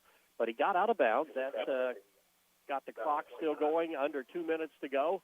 2nd down and 8 here for the Rams, and they get it inside the 30. Second, used 1 timeout. Second reception of the night for Thornton, good for 30 yards. Rams are going to have to start going race car action here. Out of the gun formation, 2 receivers to the right, 2 to the left. Here's Spires again, fires it down the right side. Jump ball, Padgett, it's tipped around. Oh, and he can't get it. He and Chiamo were going for it right about the 5-yard line. And Dane got a hand on it. Chiamo got a hand on it.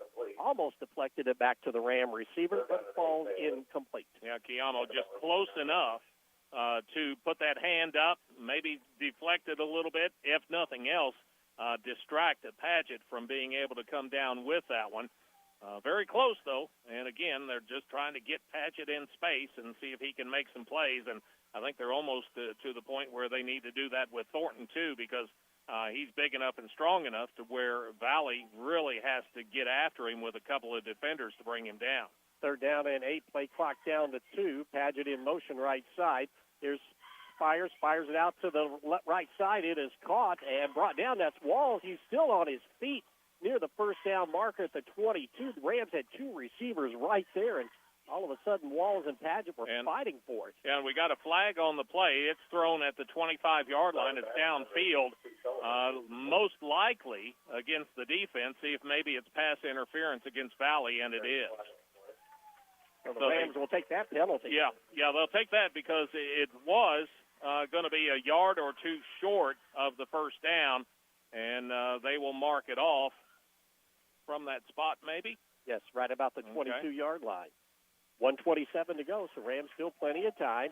That penalty will move the ball down inside the 15 and finally will be spotted at the 11, so the Rams can get a first down without punching it in the end zone here. Trailing 28-14 would be a huge score here before half.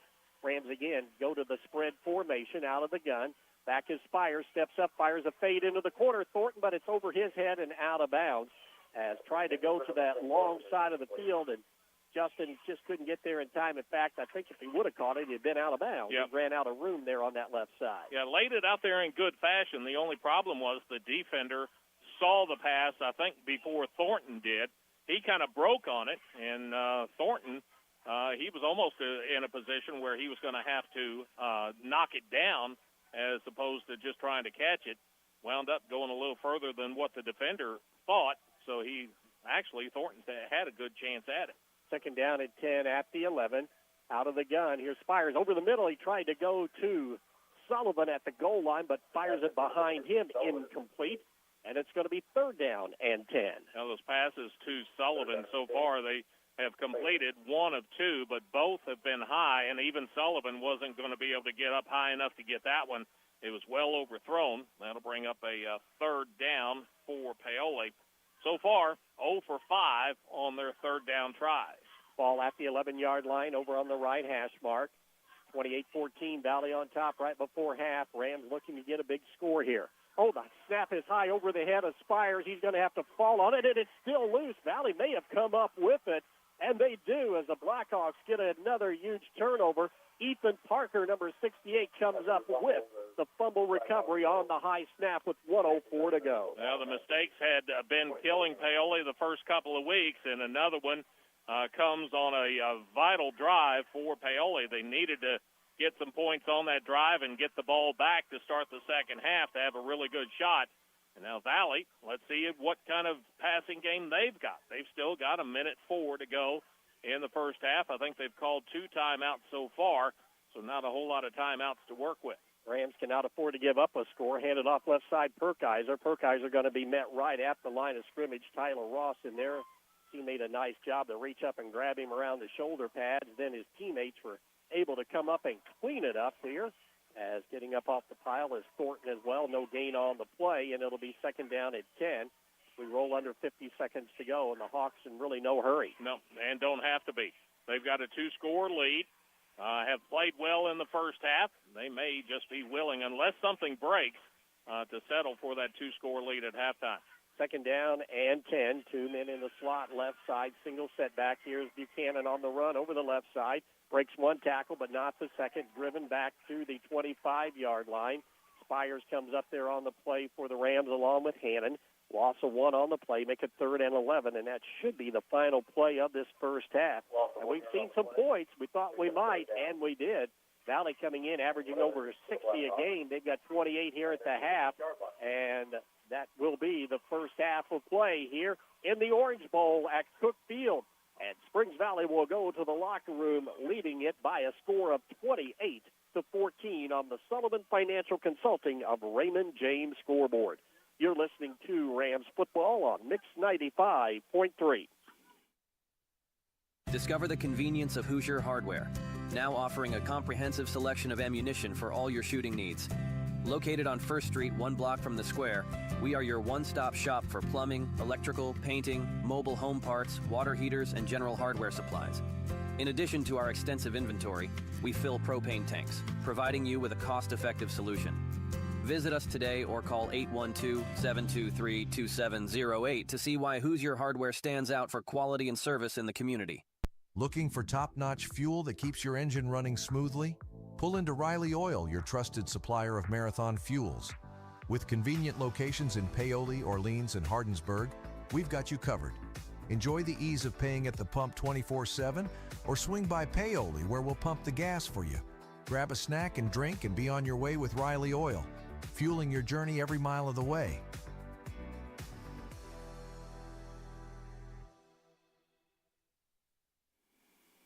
Halftime of the 2025 Orange Bowl at Cook Field, and the Springs Valley Blackhawks have the upper hand here at intermission, leading 28-14. As we begin the Whitfield Investments halftime report, give Whitfield Investments a call today at 812-203-2545 to learn more about how West can stay on track with your goals now and in the future. Well, a game that saw some big plays. We saw Valley start off this game with a grinded-out drive that started off. They got the ball at their 35-yard line after the Rams deferred.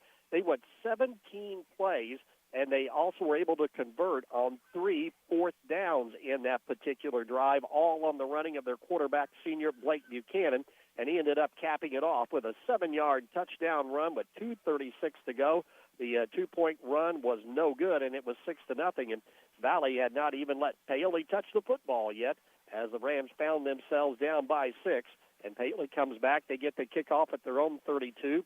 They have a 4th and 4 at the 38, but they are unsuccessful on their 4th down try and turn it over on downs. So Valley with a short field at the Paoli 39-yard line, and it's Buchanan again doing the bulk of the work as he is able to rip off a 23-yard run down to the 1. Then he adds another run of 4 yards after the next play was a loss for the Blackhawks. They were able to overcome that to make it a 12-0 ball game with 10:43 to go in the second quarter. Andrews ran in the two-point conversion, and the Hawks were up 14-0. Next kickoff finds the Rams pinned back deep at their own 29-yard line. They get into another fourth down situation, a 4th and 4 at the 35, and the Rams go to their jumbo formation as they overload the left side, and they toss it to Dane Padgett, and he is able to get around to the edge on the left side, and he ran rumbling down that left sideline, 65 yards for the score.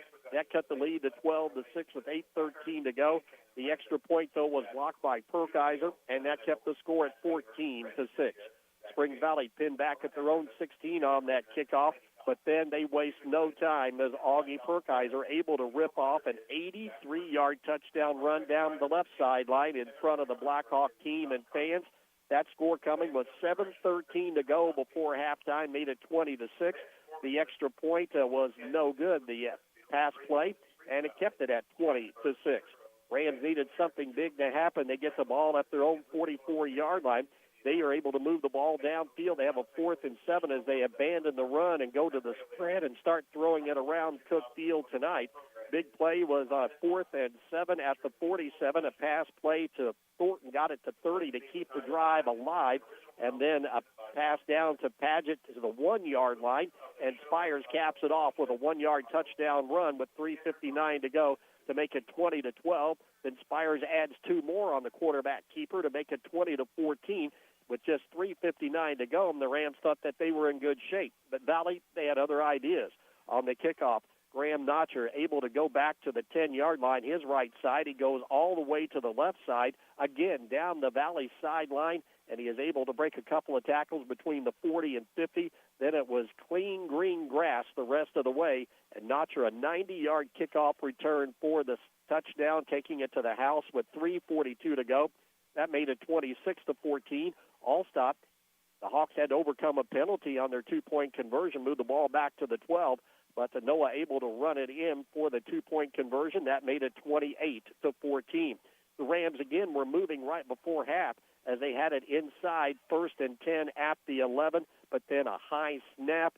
Spires had to come back. He tried to cover it at the 38-yard line, but he couldn't hold on to it. Ethan Parker of Springs Valley able to wrestle the football away from him, recover that high snap, and Valley goes to the halftime break, leading it 28-14.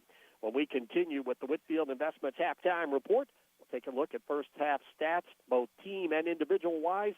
You're listening to the Orange Bowl and Rams football on Mix 95.3.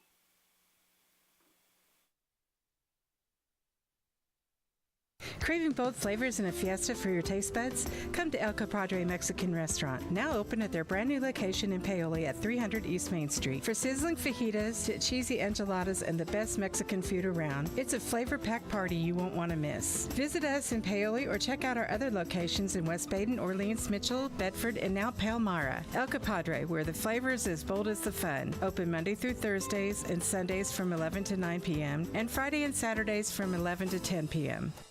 Looking for a reliable landline phone service you can trust? With Orange County Fiber, you'll get crystal clear phone service that's perfect for staying connected. Home or business, we've got plans that fit. Bundle with fiber service or home security monitoring and save every month. Count on the local service you already know and trust with Orange County Fiber. Visit us at www.myremc.coop or call 812-865-2229.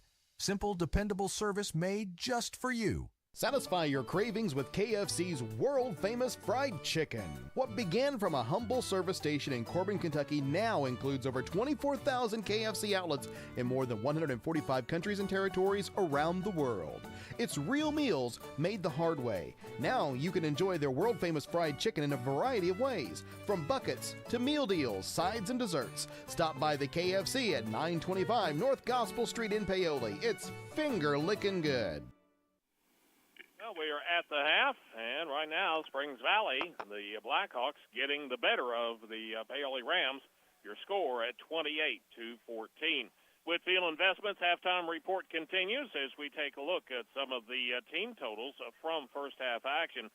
First off, as far as Paoli is concerned, one of the biggest surprises, more passing yards in the first half than rushing yards.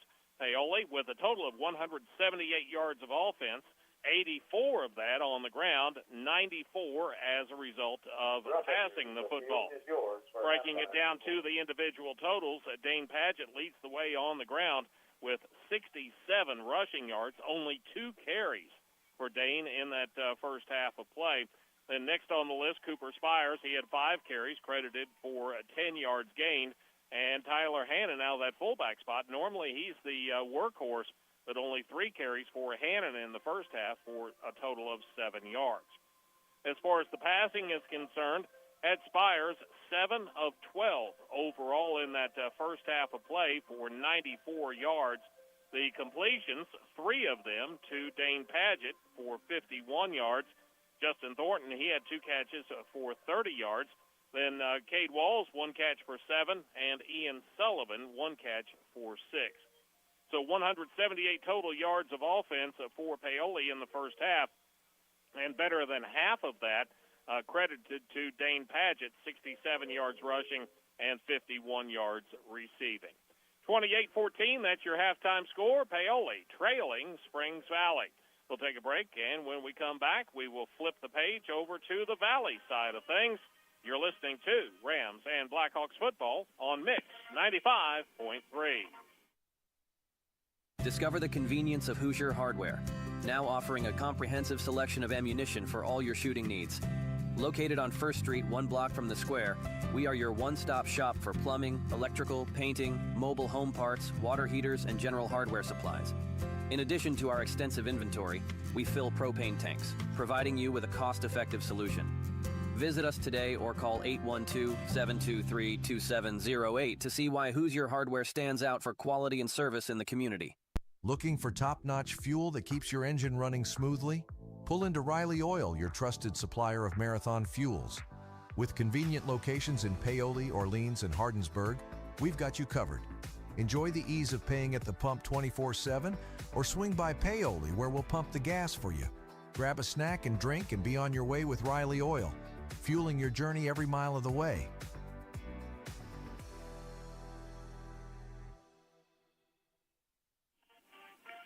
28-14, your halftime score. Springs Valley leading Paoli. The Whitfield Investments halftime report continues as we take a look at some of the stats from first half action. Talked about Paoli offensively before the break. For Valley, near identical totals. 178 total yards for Paoli, 184 total yards for Valley. Different story for Valley. Usually it's Paoli that gets all their yards gained as a result of running it. Well, Valley has done the same so far in this ball game. Augie Perkheiser, he leads the way in yards gained, just 3 carries for a total of 90 yards. Blake Buchanan running strong out of that quarterback spot. He has 14 carries in the first half for 68 yards. And Noah Allstott, the workhorse as far as the running backs, he had 10 carries for 26 yards in that first half of play. Valley did not throw the ball a single time in that first half of play. So 184 yards gained for Valley, all of that on the ground.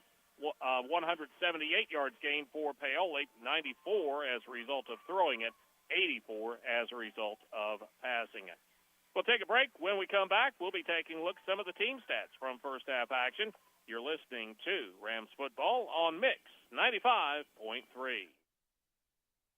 In need of a financial checkup? Consider Whitfield Investments for comprehensive investment advice and wealth management services. As a passionate Paoli native, Wes Whitfield places the needs of his clients first as he works to grow a stronger, financially savvy community of investors, families, and individuals. Give Whitfield Investments a call today at 812-203-2545 to learn more about how Wes can help you stay on track with your goals, both now and in the future.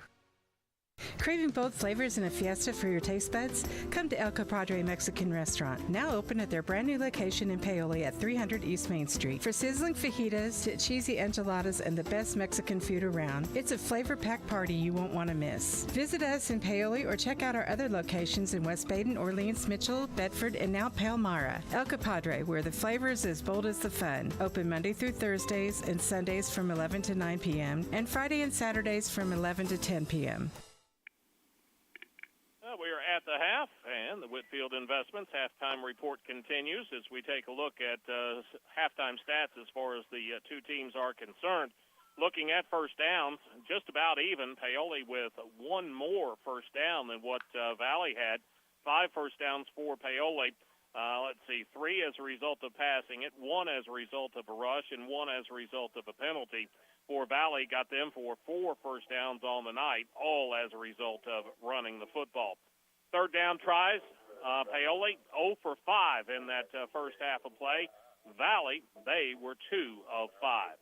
Fourth down tries, that's a big part of the ball game so far. Each team went for it 3 times on fourth down and a half. Paoli was just 1 out of 3.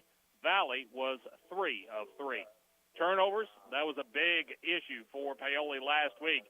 So far, just 1 turnover on the night. That was on a high snap in shotgun formation, and Valley was able to get to it before Paoli was, and that's the only turnover of the night. Valley has not put it on the ground at all so far, so 1 turnover against Paoli.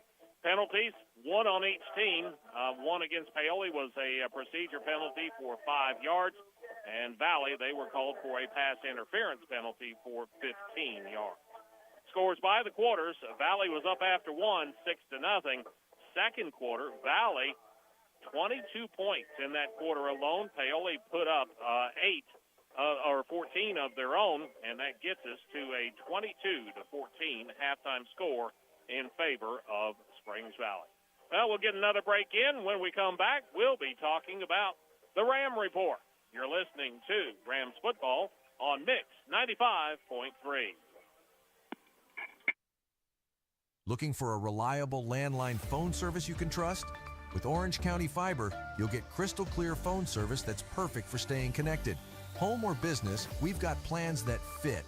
Bundle with fiber service or home security monitoring and save every month. Count on the local service you already know and trust with Orange County Fiber. Visit us at www.myremc.coop or call 812-865-2229. Simple, dependable service made just for you. At Raymond James, the financial well-being of our clients always comes first. We commit our energies, intellect, and knowledge to providing the highest level of service and delivering quality investment alternatives to help you attain your objectives. To find out more, call Raymond James Financial Advisor Jamie Sullivan at 812-849-2670 in Mitchell today and ask about his pledge to you. Raymond James & Associates Incorporated. Member New York Stock Exchange, SIPC. Life well planned. We continue with the Whitfield Investments halftime report. Let's take a look at the Ram Report, recapping Paoli High School athletics this past week. On the football front, the JV defeated Corden Central 14-0 here at Cook Field last Saturday morning. In the Youth League, 3rd and 4th grade, Paoli over West Washington 19-0. 5th and 6th grade teams, they defeated West Washington 32-0. And the junior high picked up a win over Crawford County 30-0. On the golf course, Olivia Sweet placed second in a meet that involves Springs Valley, Orleans, and Northeast DuBois earlier in the week. Cross country, Cooper Lane finished 45th and Billy Apple 73rd at the North Harrison Invitational. And on the volleyball court, it was Forest Park on the varsity defeating Paoli 3-0. 7th grade action, it was a 2-0 winner, Paoli over Perry Central. Same 2-0 victory for the 8th grade over the Commodores. And then the 8th grade loss to Bedford later on in the week, 2-0. Here tonight, it is the Orange Bowl, the annual meeting between the county and conference rivals, the Paoli Rams and Springs Valley Blackhawks, as we get set for second half action, and it is Valley on top, 28-14. You're listening to Rams football on Mix 95.3. Cave Quarries Satisfy your cravings with KFC's world-famous fried chicken. What began from a humble service station in Corbin, Kentucky now includes over 24,000 KFC outlets in more than 145 countries and territories around the world. It's real meals made the hard way. Now you can enjoy their world-famous fried chicken in a variety of ways, from buckets to meal deals, sides, and desserts. Stop by the KFC at 925 North Gospel Street in Paoli. It's finger-licking good. Cave Quarries Incorporated and Calcar Quarries, dealers of agricultural lime, crushed stone, sand, hot and mix asphalt materials, and asphalt paving, invite you to visit one of their 2 locations. Cave Quarries, located 3 miles west of Paoli on State Road 56, and Calcar Quarries, located 2 miles east of Paoli on Highway 150. Phone 936-4923 for Cave Quarries Incorporated and 723-2109 for Calcar Quarries. Services you can count on. Quality guaranteed.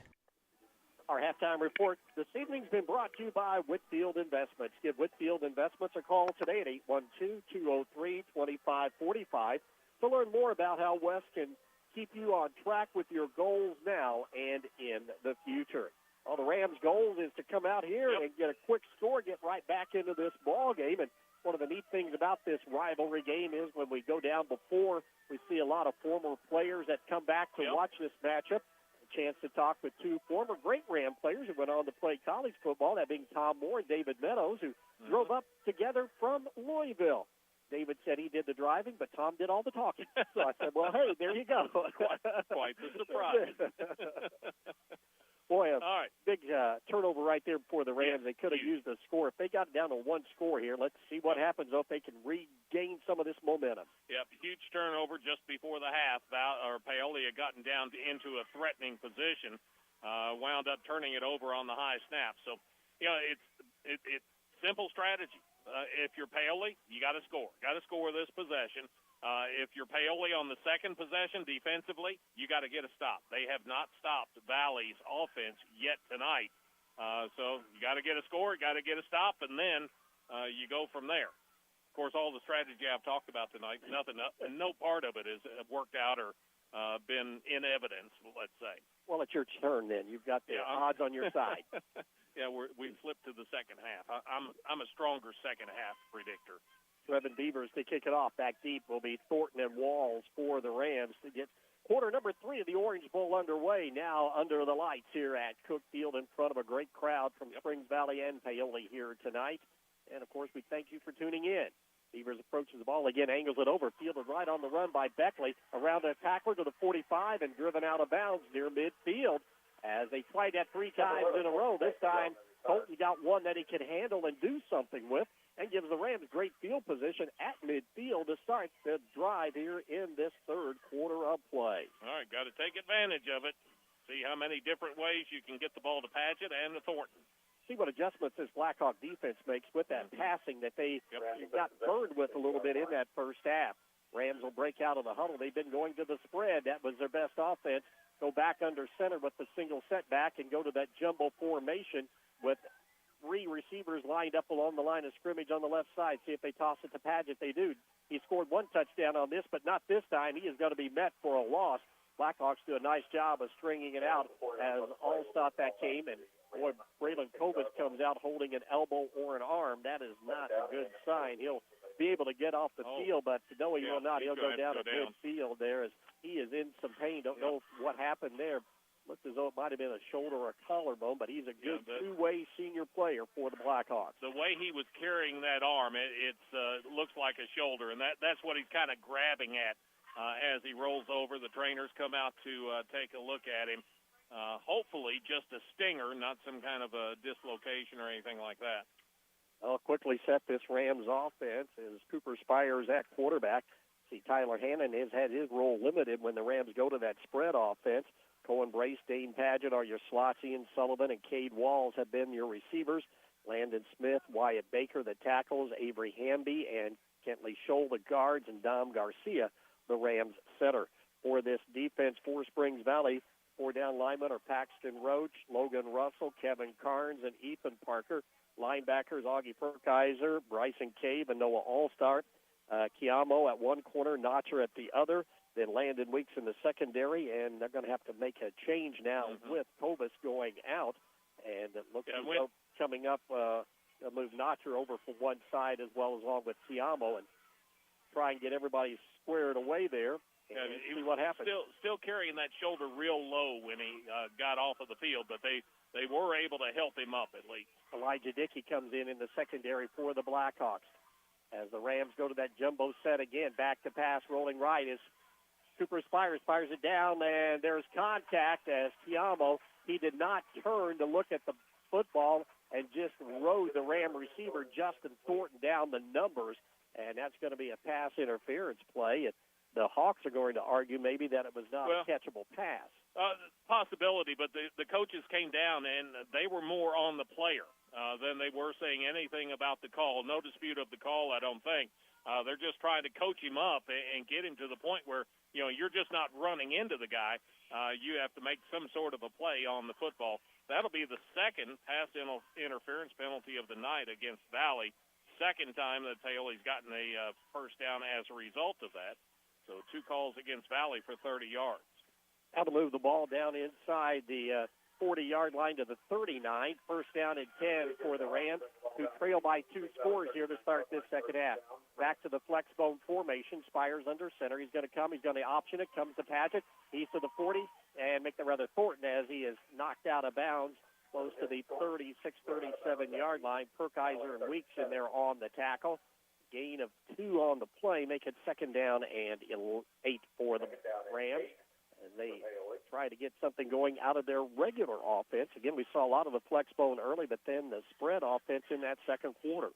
The one thing that Valley is best at, or where their best defensive players are those 2 defensive tackles. Paoli has not been able to block them, so they're going to have to go around them for the most part. Second down and long. Spires under center, drops back, 2-step drop. He's forced out of the pocket, rolls over the middle. He's got a receiver. It is caught at the 32-yard line. Thornton able to get free on that right side. Allstott Chiamo in there on the tackle. The Rams have a very manageable third down and 3 at the 32-yard line. Yeah, that time Thornton comes in with the catch, his third, for a total of 36 yards, brings up a third and manageable for Paoli, but third down was not their down in the first half. They were 0 for 5 trying to go for it on third down. Rams go back to the flex bone with 1 receiver split out wide to the right side. Man in motion is Paget. On the option right side, Spires tosses it late to Paget, and it's on the ground. It's loose, still being bobbled around, and the Hawks say that they have it. We'll wait and see. There may be a penalty flag thrown in there as well. Valley does come up with it. Cade might have come up with that fumbled pitch for the Rams, and if he does, that'll be a critical turnover again for Paoli. Trying to get that first down and had Paget, but I don't know that he was so much expecting the pitch to come to him. And they pick up the flag, must have been against Paoli. No preliminary signal yet, but they pick it up, and Valley's got it on another turnover against Paoli, their second of the night. And they've come on back-to-back possessions, bookends at the end of the first half and here to start this second half of play, as the Hawks should really put a dagger if they're able to score here on this particular possession out of the wing T formation. 2 receivers to the right. Buchanan on the keeper over right side. Big running room. He's to the 40, 45, 50. Spins out of a tackle across midfield and brought down at the 44-yard line. As a quick hitter that time of Buchanan, able to break it and get it into the secondary before Spires able to make the tackle. But it is a big gain on first down, and it's going to be 1st and 10 in Rams territory. His helmet came off, which means Buchanan will have to take a quick exit unless the Hawks might want to burn a timeout, but no, they do not. And that will quickly bring in, usually Kovas has been one of the secondary quarterbacks, but looks like Caleb Qualkenbush, number 9, the sophomore, will come in to run the Hawk offense at least for one play. See if they try to just keep it simple, hand it off to that fullback right next to him. And we get a penalty before things start. And pointing across the field, the timeout taken by the Rams apparently on the defense. First down at 10, and timeout taken by the Rams because they did not have a receiver covered over on the opposite side of the field. 9:45 to go here in the third quarter in the Orange Bowl. Valley on top, 28-14. You're listening to Rams football on Mix 95.3. Hi, this is John Bender. Since 1931, Bender Lumber has been providing superior service along with quality, innovative building products at fair, competitive prices. In communities throughout southern Indiana, our locations are the primary supplier to residential builders, professional remodelers, as well as do-it-yourselfers who rely on our knowledgeable sales staff to do whatever it takes to proudly serve them and to get the job done. So here's to the first 90 years of local people serving local needs at Bender Lumber. Valley gets the stop to start the second half defensively with the turnover, created the turnover with some pretty good defensive play. As a result, they get the ball back. One play later, Buchanan rushes for 28 yards. They're back in Paoli territory and ready to go again. Quackenbush still in at quarterback because no play happened. Handed off on it. It's loose on the field, and it's a fumble on the handoff. Thornton is there. Does he recover it for the Rams? Nope. Looks like Perkey's are able to come back with it.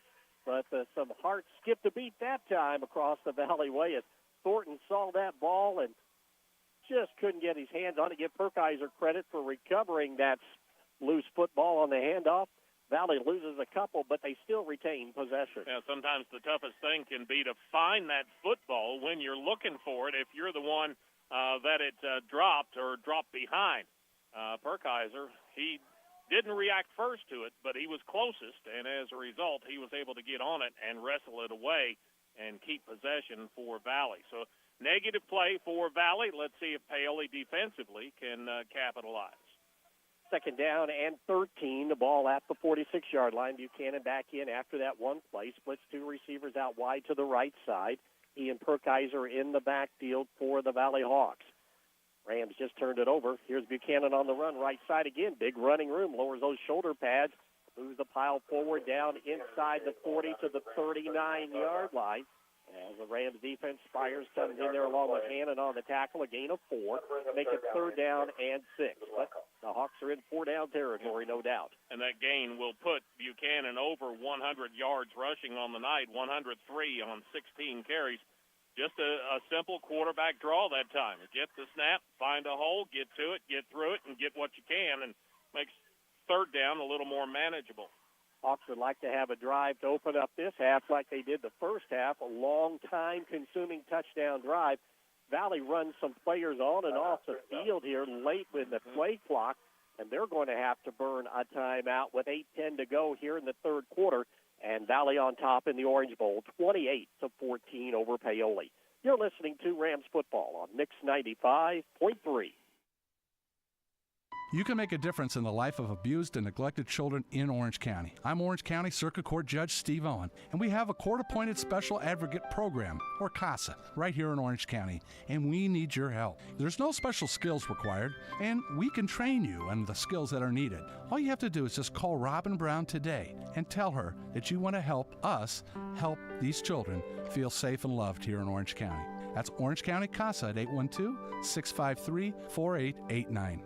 Paoli Health and Living is a senior living community that's not like the others. It's rich in history, a community landmark, and a place to call home. Get the care you need and deserve with Paoli Health and Living rehabilitation programs. Be unstoppable and take the guesswork out of therapy with their unique and personalized programs. And for residents needing extra care, the long-term care program is equipped with an expert team of nurses and therapists, dietitians, and dedicated certified nursing assistants. Learn more about the services available to you at Paoli Health and Living. Call 812-723-2595. Valley ready to go quickly. Out of the pass, it is Buchanan heaving it down the left side, and it's nearly intercepted as Walls was working one-on-one down that left sideline. I believe that was Notcher over there. And Walls had good inside position, and he also looked back to play the football as well. And it goes incomplete, and it's going to be 4th down and 6 for the Blackhawks. I thought they were trying to kind of catch Paoli napping that time. No passes until that play. So Paoli able to stay with their man, stay with their responsibilities, and prevent the completion. Valley, 4th down and 6. Ball spotted at the 39. There's actually Garrett Hahn over there. 3 receivers to the left, empty backfield. Here goes Buchanan, fires it out in the flat, but it's going to be a one-hopper. No, he caught it, but his knee was down. Okay. As Notcher went down and got it, it's a Burt Mitchell completed pass, but it's 4th down. And way behind the sticks, and the Rams get it over on downs. Now they give it over to Paoli. They really needed that one and got the play.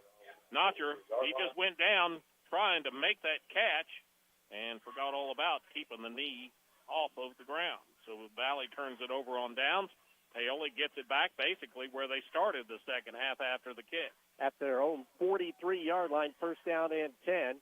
Bunch for the line, the jumbo to the right side, toss it to Padgett. Padgett turns the corner down the right side, and he got pulled down by the shoulder pads, it looked like, near the 45-yard line, right in front of the Blackhawk bench. And the flag And was there's a thrown flag.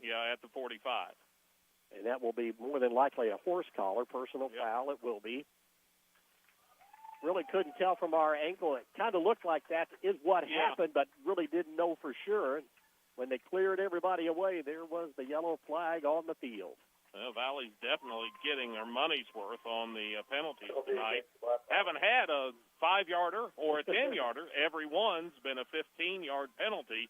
So 3 against the Valley for 45 yards now, and another first down for Paoli gets them into Valley territory at the 40-yard line. First down and 10. Go to the jumbo set to the left side. Unbalanced line. Padgett the single setback.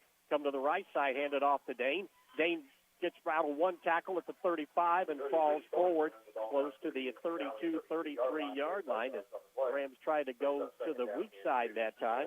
Coming up there, Elijah Dickey on the tackle. Nice gain of 8 for Dane, and it'll be second down and 2. A little misdirection there. You've got basically every blocker to the left, and then you try to get back right. Very nearly worked because Valley has shifted. They've brought more defenders over to the strong side of the football. Padgett that time just couldn't make that one-man miss. Out of the gun formation on second and 2. High snap again, but Spires able to pull it down. He's under pressure, flushed out of the pocket. He's got a man Hannon at the 15. He catches it, turns down the sideline, and throwing out of bounds inside the 10 at the 8-yard line. As the Rams get a big play from the 32 to the 8 on the hookup between Spires and Hannon. It didn't start out perfect, but it sure ended in good shape. Yeah, Spires rolling out to his left, throwing against his body, and he was on the mark. First and goal from the 8-yard line. Jumbo package to the right side. Going to toss it right side to Padgett. Padgett ducks inside, now ducks outside, breaks one tackle, cuts in at the numbers, still at the hash, on his feet, and powers his way in for the touchdown. Dane Padgett on the 8-yard touchdown run for the Paoli Rams. For Padgett, his second score of the night. And that cuts the lead down to 28-20 on the Sullivan Financial Consulting of Raymond James scoreboard with 6:33 to go here in this third quarter of play. And the Rams have a player down. Looks as though someone's starting to cramp up across the way near the 5-yard line. Ian Bostock, the Rams trainer, quickly out there to tend to the Ram player that is down, but the Rams will be going for 2 as the offense stays out on the field. Another situation where you just get it to Padgett, give him a block or 2, let him make a play, and he just shrugged off, 3 tacklers going into the end zone that time. One had him dead to rights down about the 3-yard line, but he just ran right through him. I tell you, that Padgett, he's a big kid, and you really don't understand it until you stand next to him. Big kid. And he is built as Thornton is the man that's coming up, cramping up just a bit. But Justin got that worked out, but he'll have to come out for this play as the Rams will go 4-2. Right now it's still a one-score game at 8 at 28-20, but it sure would look better at 28-22 with 6:33 to go here in the third quarter of play. Yeah, definitely for Paoli. But keep in mind, every time that Paoli has generated some sort of momentum, Valley has come right back. So Paoli has to be of the mindset that we need to make a play, and then we need to defend. Rams go to the spread formation. Still a little uncertain what they want to do. Finally, Spires, though, will go under center with the single setback. Spires barks out the single, comes down the left side looking. He's going to keep it, but he will not be able to find the end zone. Good job of stretching down that defense. Coming down the side that time was Augie Perkeiser, number 42. So the 2-point run is no good, and that will keep the score here at 28-20 in favor of the Springs Valley Blackhawks with 6:33 to go here in this third quarter of play. But as you mentioned, Bert, every time so far tonight that the Rams have got within a score, Valley has always come back with a quick answer. Yeah, whether it was the kick return for a touchdown or just a long play on the next possession, Valley has had the answer. Of course, I think, the Valley coaches, if you gave them a choice, if you said, okay, you're going to score quick or you can have a long, drawn-out drive and score, they'd take that long, drawn-out drive just like they had in the first quarter because of the amount of time left. 6:33 left here in the third quarter of play as Paoli is ready to kick it away.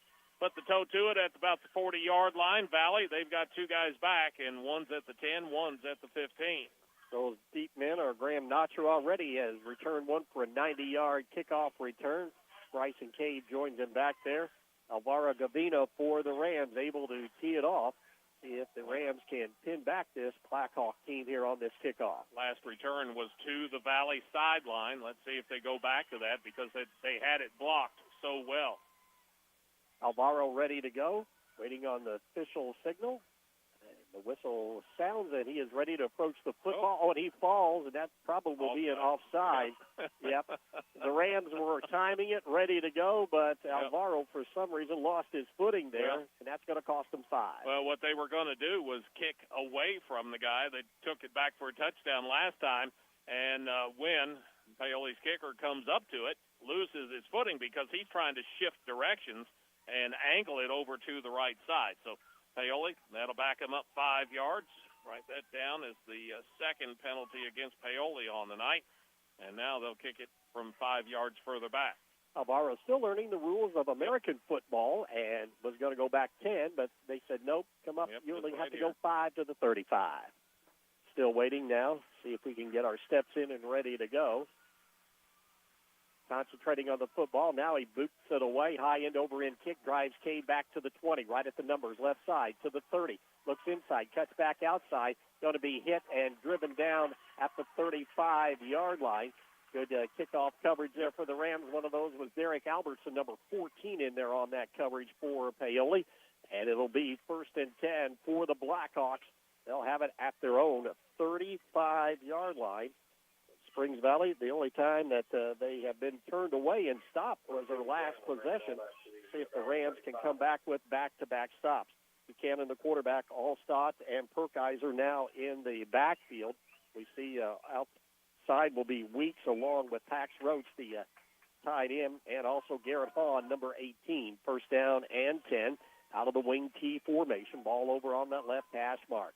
Set the line. Buchanan going to keep it. He comes to the right side. He bounces outside. Now he cuts back to the inside and outside and might get a couple out near the 38, 39-yard line. Rams do a nice job of spreading that out. And finally getting the tackle for that Rams defense was Beckley. And see, I believe Spires starting to cramp up just a bit as well. Up front for the Blackhawks, who have dominated most of that line of scrimmage, Ethan Parker, Mav Terrence, Chase Cooper, Colton Russell, and Dylan Apple have done the job for the Blackhawks tonight on the road. And Spires isn't moving well at all. Paoli, if they notice it, might not be a bad idea to call a timeout. Hand off to Noah Allstott. Allstott to the 40 and brought down at the 41-yard line. He'll pick up 3, maybe 4 on the play, and it'll be 3rd down and 2. In there, Ross on the tackle for the Paoli Rams. And also in there, joined by Matthew Hammond, number 64. It's going to be 3rd down and 2. The Rams up front, Padgett, Ross, and Garcia. Thornton, Brace, Hannon, and Robbins, the linebackers. Beckley and Walls at the corners. Sullivan and Spires are the Rams safeties. All right, 3rd down for Valley. Paoli defensively, they need a negative play against that Valley offense. Out of the wing key formation, some movement, and we get a penalty flag. Left guard, I think, procedure on Valley, and that's a negative play. That will cost Valley 5 valuable yards. Instead of 3rd down and 2, it's going to be 3rd down and 7 now. And Spires will finally be coming off of the field, just limping noticeably, likely cramping up. Max Cunningham will come in to relieve him in that secondary for the Rams. Yeah, as Thornton also still in there cramping. Yeah, maybe not. He's grabbing at the knee more so than the calf. It'll be 3rd down for the Valley Blackhawks, 3rd and 7 at the 38-yard line on this drive with 5:14 to go in the 3rd. Valley leads 28-20. Out of the wing T formation, 2 receivers to the right. Buchanan looks to his left, fires it down the left sideline. He's got a man there, but it's going to sail out of bounds, incomplete. And it's going to be 4th down and 7, so a decision again here for Coach Jason Lowe. 4th down and long, and I think, they're going to have to kick this away. That's not one that you want to face with a running situation. Haven't been able to complete a pass yet tonight as Valley. So Paoli will send one back deep. Valley brings the punt team on. Of course, Paoli will have to play responsibility football, make sure he kicks it, and then get into your punt formation. Elijah Dickey to punt. I believe this will be the first punt of the season for the Blackhawks here. After 2 and almost 3/4 games, booted out there, low end-over-end kick, going to be fielded at the 22 and fumbled. It's loose, and it looks like the Blackhawks have come up with another major mistake for the Rams as Walls fumbled that football, and all over it was Graham Notcher, and the offensive punt is the Blackhawks' best friend. So just not your typical punt. It was a low line drive kick. It got on Walls in a hurry, and when he brings the hands up, he's unable to corral it. And, like you say, big break in Valley's favor with another fumble lost by Paoli. That is the third lost fumble of the night. Rams got him off the field, but not for long. First down and 10 at the 25-yard line. If the Blackhawks go for it quickly, it's going to be Buchanan on the keeper. Cuts outside, back inside, ducks down and brought down near the 23-yard line.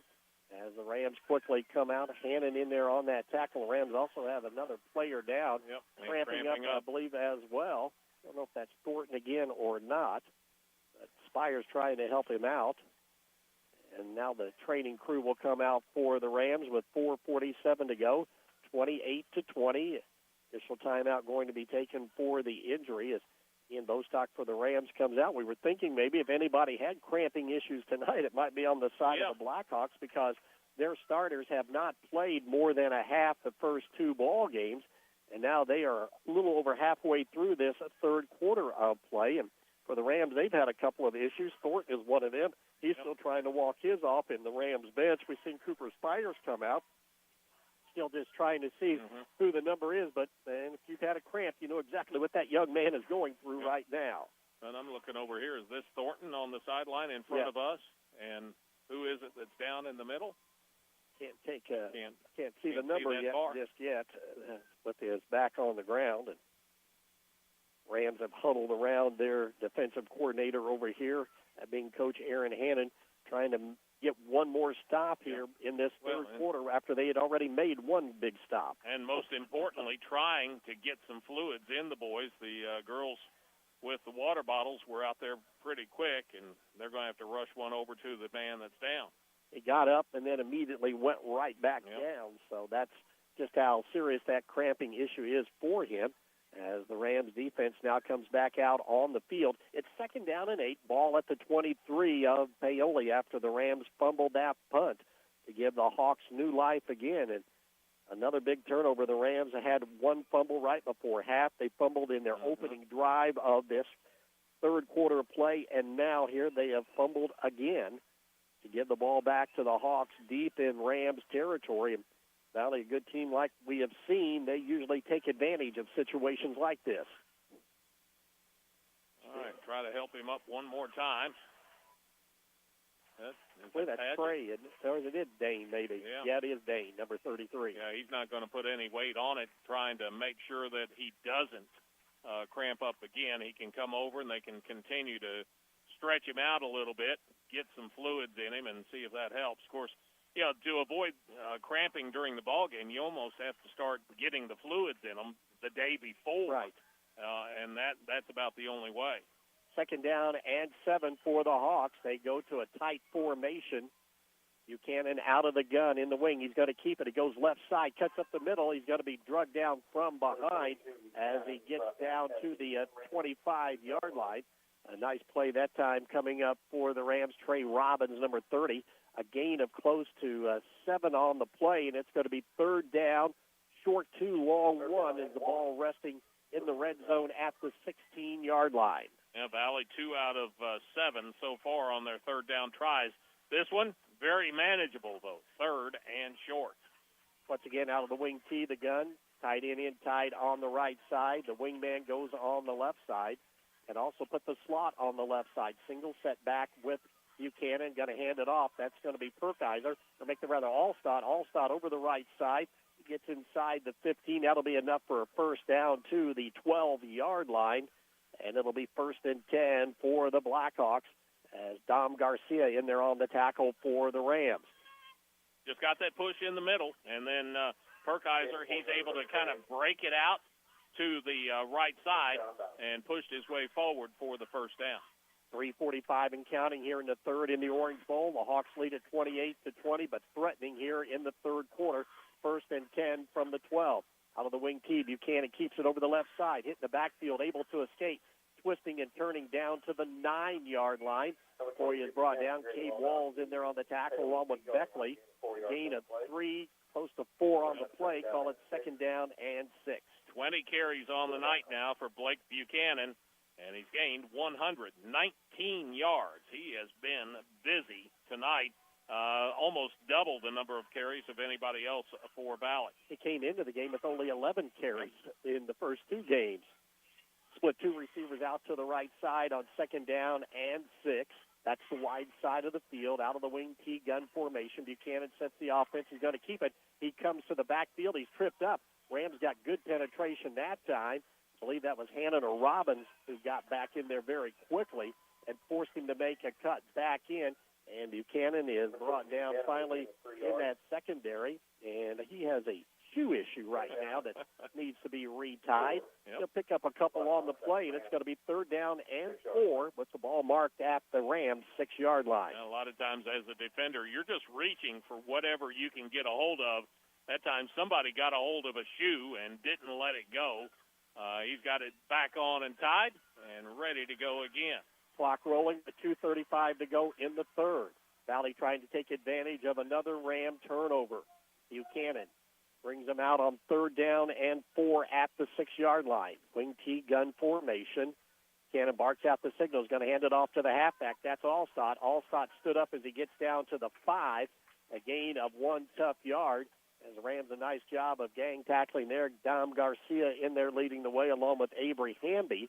A gain of a couple. And it's going to be 4th down and 2 at the 4-yard line. This will be the 5th time that Valley has gone for it on 4th down.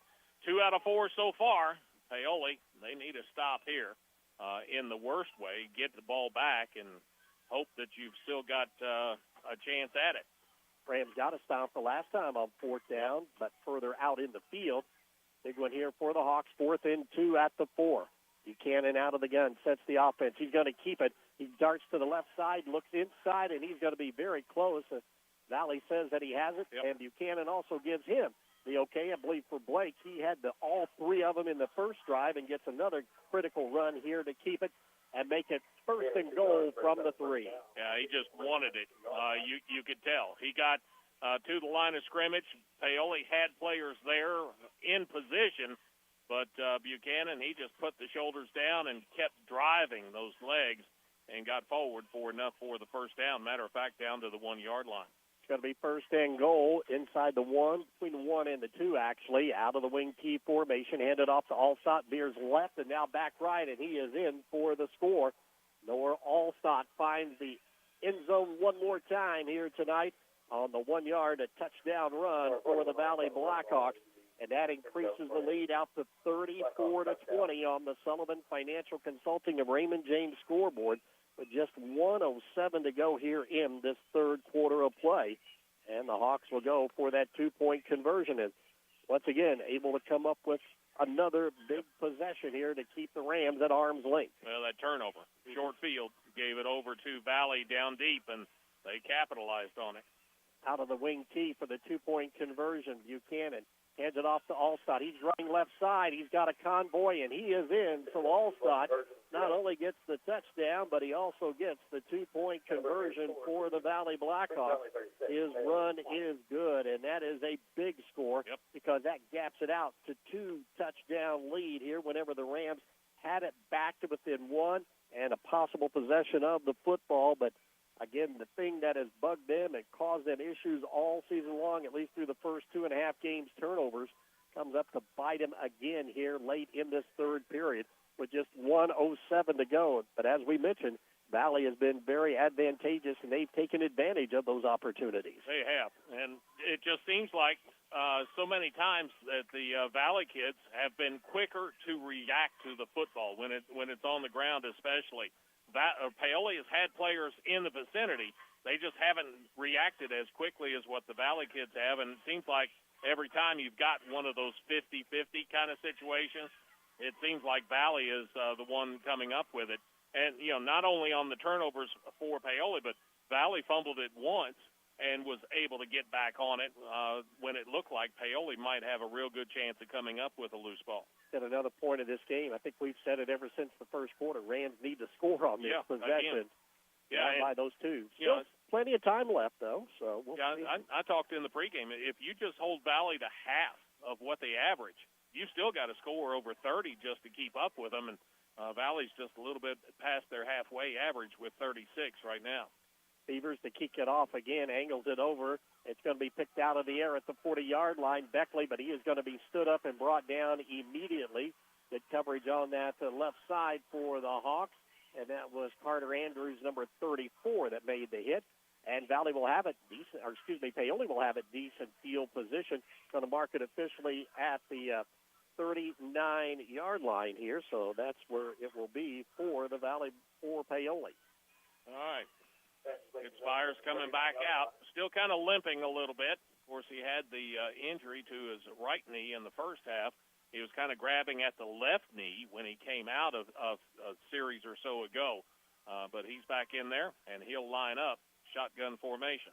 Spread them out again. Rams look like they're going to go back to their passing attack on first down and 10. Good snap. Back is Spires. Fires it out. Got a man open at the 45. Out to the left sideline and driven out near midfield. And that's Beckley with his first catch of the night. Tackle made there for the Blackhawks by Graham Notcher. But that's a nice pickup out to midfield. And the Rams able to move the chains with a pickup of 11. Yeah, nice reception by Beckley that time. Always seems to put himself in the right position. Gain of 11 gets Paoli another first down. That'll be their 9th of the night as compared to 8 for Valley. His mom's sporting some new football pants tonight that look very trendy. Out of the gun, Spires going to roll to his right, fires it out into the flat, tipped around and in the air. And almost Cade Walls comes down with it. It was intended for Tyler Hannon at the 45-yard line. Andrews with good coverage there deflected it, and the Rams nearly got a break that they needed. Instead, though, it goes down as an incompleted pass. And Paoli, with this series going on, I think both of their most dangerous players are still out. Thornton, I saw him just get up off of the ground. They're working on a cramp with him, and I don't see Dane out there right now. He, of course, is the most dangerous of the Paoli offensive players. Out of the gun formation, spread offense. Spires gets a good snap, drops back to pass. Here's the pressure. Fires. He's got Hannon all alone at the 30. Catches it to the 25. Cuts to the middle of the field to the 15 to the 10. 5 touchdown, no flag. And the Rams have come back with a huge touchdown, a 50-yard touchdown pass as Spires hooks up with fellow senior Tyler Hannon. Yeah, Tyler saying, what do you mean our most dangerous weapons are on the bench? He comes up with a nice catch.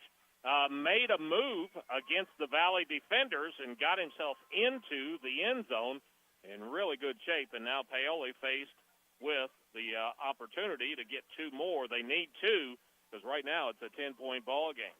36-26. Rams go back to their flex bone offense. Hannon at fullback, Spires under center. Here comes the blitz, put a man in motion to the right side. Going to hand it off to Hannon. He tries the right side, still on his feet, tries to get a push from his teammates. They're still struggling, and now he's brought back and comes up just short. So the 2-point run fails, but the Rams do get closer. It's down to 10 points. Still, though, a 2-score game for the Rams here as they trail it on the Sullivan Financial Consulting of Raymond James scoreboard, 36-26. Just 39 seconds remaining here in this third quarter of play, but Rams still have some life in them. But again, what's been their biggest issue all night long, Bert, is stopping this potent Valley offense. Yeah, I think they've only stopped them one time. That was on downs, and Valley actually got the ball back, that was with a punt. Right. They were able to stop them there as well, but got the ball right back. So Paoli, big situation here. Have we practiced an onside kick with our imported kicker? Maybe, maybe not. And possibility that you break it out here knowing that Valley offensively has been able to score every time just about that they have touched the ball. They've had those 2, well, actually The one, as you mentioned, on downs on fourth down when the receiver knee went down, and then they did stop him and forced a punt, but the Rams fumbled it right back to them. So it does count as an exchange, unfortunately not in favor of the Rams. All right, we'll see now Alvaro Gavina. Back deep will be Cave along with Notcher here for the Valley Blackhawks, who have had a nice night of running kickoffs back. And Gavina, nice low end-over-end kick. Notcher will field it at the 12, to the 20, 25, 30. Down the numbers, left side. He's free to the 40, out near the 45, and finally brought down at the 46-yard line. And he had a head of steam that looked like he might break it. But finally, Spire's able to make the tackle for the Rams, and the Hawks, though, will have good field position as they're going to mark it at the 46, 47-yard line here for Springs Valley. Just 32 seconds remaining in the third quarter of play. Last 2 or 3 kicks from Paoli to Valley. Valley has blocked well. That time, got Notcher some running room, got him some big room when he ran that one back, and had good field position on the kick previous to this one. First down and 10 for the Blackhawks at their 46-yard line. Buchanan hands it off to Perkiser. Perkiser with the left side, darts inside, back outside, and driven out of bounds at the 49 of Paoli. So he'll pick up close to 5 yards on the play as over Cade Walls on that right side of the defense, and that will probably be the last play of this quarter. The Hawks not any hurry at all. They need to let the clock roll down here on the Sullivan Financial Consulting of Raymond James scoreboard. And we will go to the fourth quarter here in the Orange Bowl at Cook Field. It is Valley on top of Paoli, 36-26. You're listening to Rams football on Mix 95.3. Sleep better knowing your home is protected. Imagine rainstorms rolling in, and you at peace knowing your home is protected by the best in the business. Join hundreds of Indiana homeowners who trust Summers Seamless Guttering. Your fully insured local experts in gutter installation, gutter cleaning, and gutter guard protection. Whether it's a new construction or time to replace your old leaky gutters, we have you covered. Our American-made seamless gutters are custom cut on-site, backed by multiple warranties for your peace of mind, installed by local experts who treat your home like their own. Love your home, protect it properly. Choose Summers Seamless Gutters today and enjoy peace of mind all year round. Contact us now because the best protection starts at the top. Don't let rain damage cost you thousands in repairs. For a free estimate on any gutter service, call 812-620-4762 today. That's 812-620-4762. Summers Seamless Guttering, protecting Hoosier homes one gutter at a time. Well, 1 quarter left in the Orange Bowl, and right now Valley on top, 36-26. And let's see, kind of confused because all of the boys were confused. Valley was on the side of the ball where they were last time. They didn't switch by the quarter. I was about to say Paoli had the ball, but no, Valley's got it. And they've got it, 2nd and 6. Only had to move it from the 49 to the 49 there, did the officials. Keeper by Buchanan, rolls over the right side, breaks one tackle, down inside near the 46-yard line before he is driven back. Good to see Dane Padgett back out there for the Rams. And that tackle in there, Hannon for Paoli. Also coming up big there for the Rams on the defense was Kentley Scholl, number 76. Gain of a couple. Make it 3rd down and 2 at the 46-yard line. All right, Paoli, again, faced with a situation. You got to get a negative play on 3rd down. Out of the gun formation, wing T formation, Buchanan at quarterback. He's had a great night running so far here on the road. He's going to get it, hand it off to Allstott. Allstott has a 1st down as he goes over the right tackle. Stood up as he gets to the 41-yard line. That'll be a gain of 5, and that'll be enough to move the chains for the Blackhawks to start this drive and keep it going in there. Trey Robbins in there on the tackle for the Paoli Ram defense, and also joined in there by Wyatt Baker, number 50, seeing some action along the D-line. And now we see Avery Hamby check back in for Paoli. 1st and 10 for the Hawks at the Rams 41. 9 first downs for Valley on the night. They are now 4 out of 10 on their 3rd down tries. Majority of those that they haven't converted, they've gone to 4th down and made a good percentage of. 1st down and 10 for the Hawks. Buchanan milking that play clock down to under 5. He's going to keep it over the right side, goes up the middle. He breaks free, and then he has that hole closed up very quickly. but not after he gets about 4 or 5 yards. Hamby in there on that tackle for the Rams. A gain of 6, actually, make it 2nd down and 4. Ball marked at the 36-yard line. Tell you, I haven't looked at my golf schedule yet, but, Blake, he's one of us at the Pete Dye course. I hope he's not on the schedule for tomorrow because he is going to be tired. 24 carries, 133 yards, and just about every carry he's getting hit. He needs the day off for sure tomorrow to rest and recuperate. 2nd down and 4 for the Blackhawks at the 36-yard line. Again, Buchanan keeps it this time over the left side. He's going to get inside the 35 down to the 34. That'll be 2 tough yards. And in there on the tackle, along with Robbins and Sullivan. And it's going to be 3rd down and 3 for the Valley offense. But again, the clock starts to be their ally, and it's down to 9:35. Yeah, we talked earlier. What would Valley coaches prefer, a quick score or a long, drawn-out drive and a score? Right now, I think we're in the long, drawn-out portion of it because Valley's getting 3, 4, 5 yards at a time and just working on that clock. 2 receivers to the left on 3rd down and 3 out of the wing tee. Buchanan milking the clock again, gets a snap. He's going to hand it off to Perkeyes over the right side. Augie's got a 1st down as he stretches out across the 30 to the 29-yard line.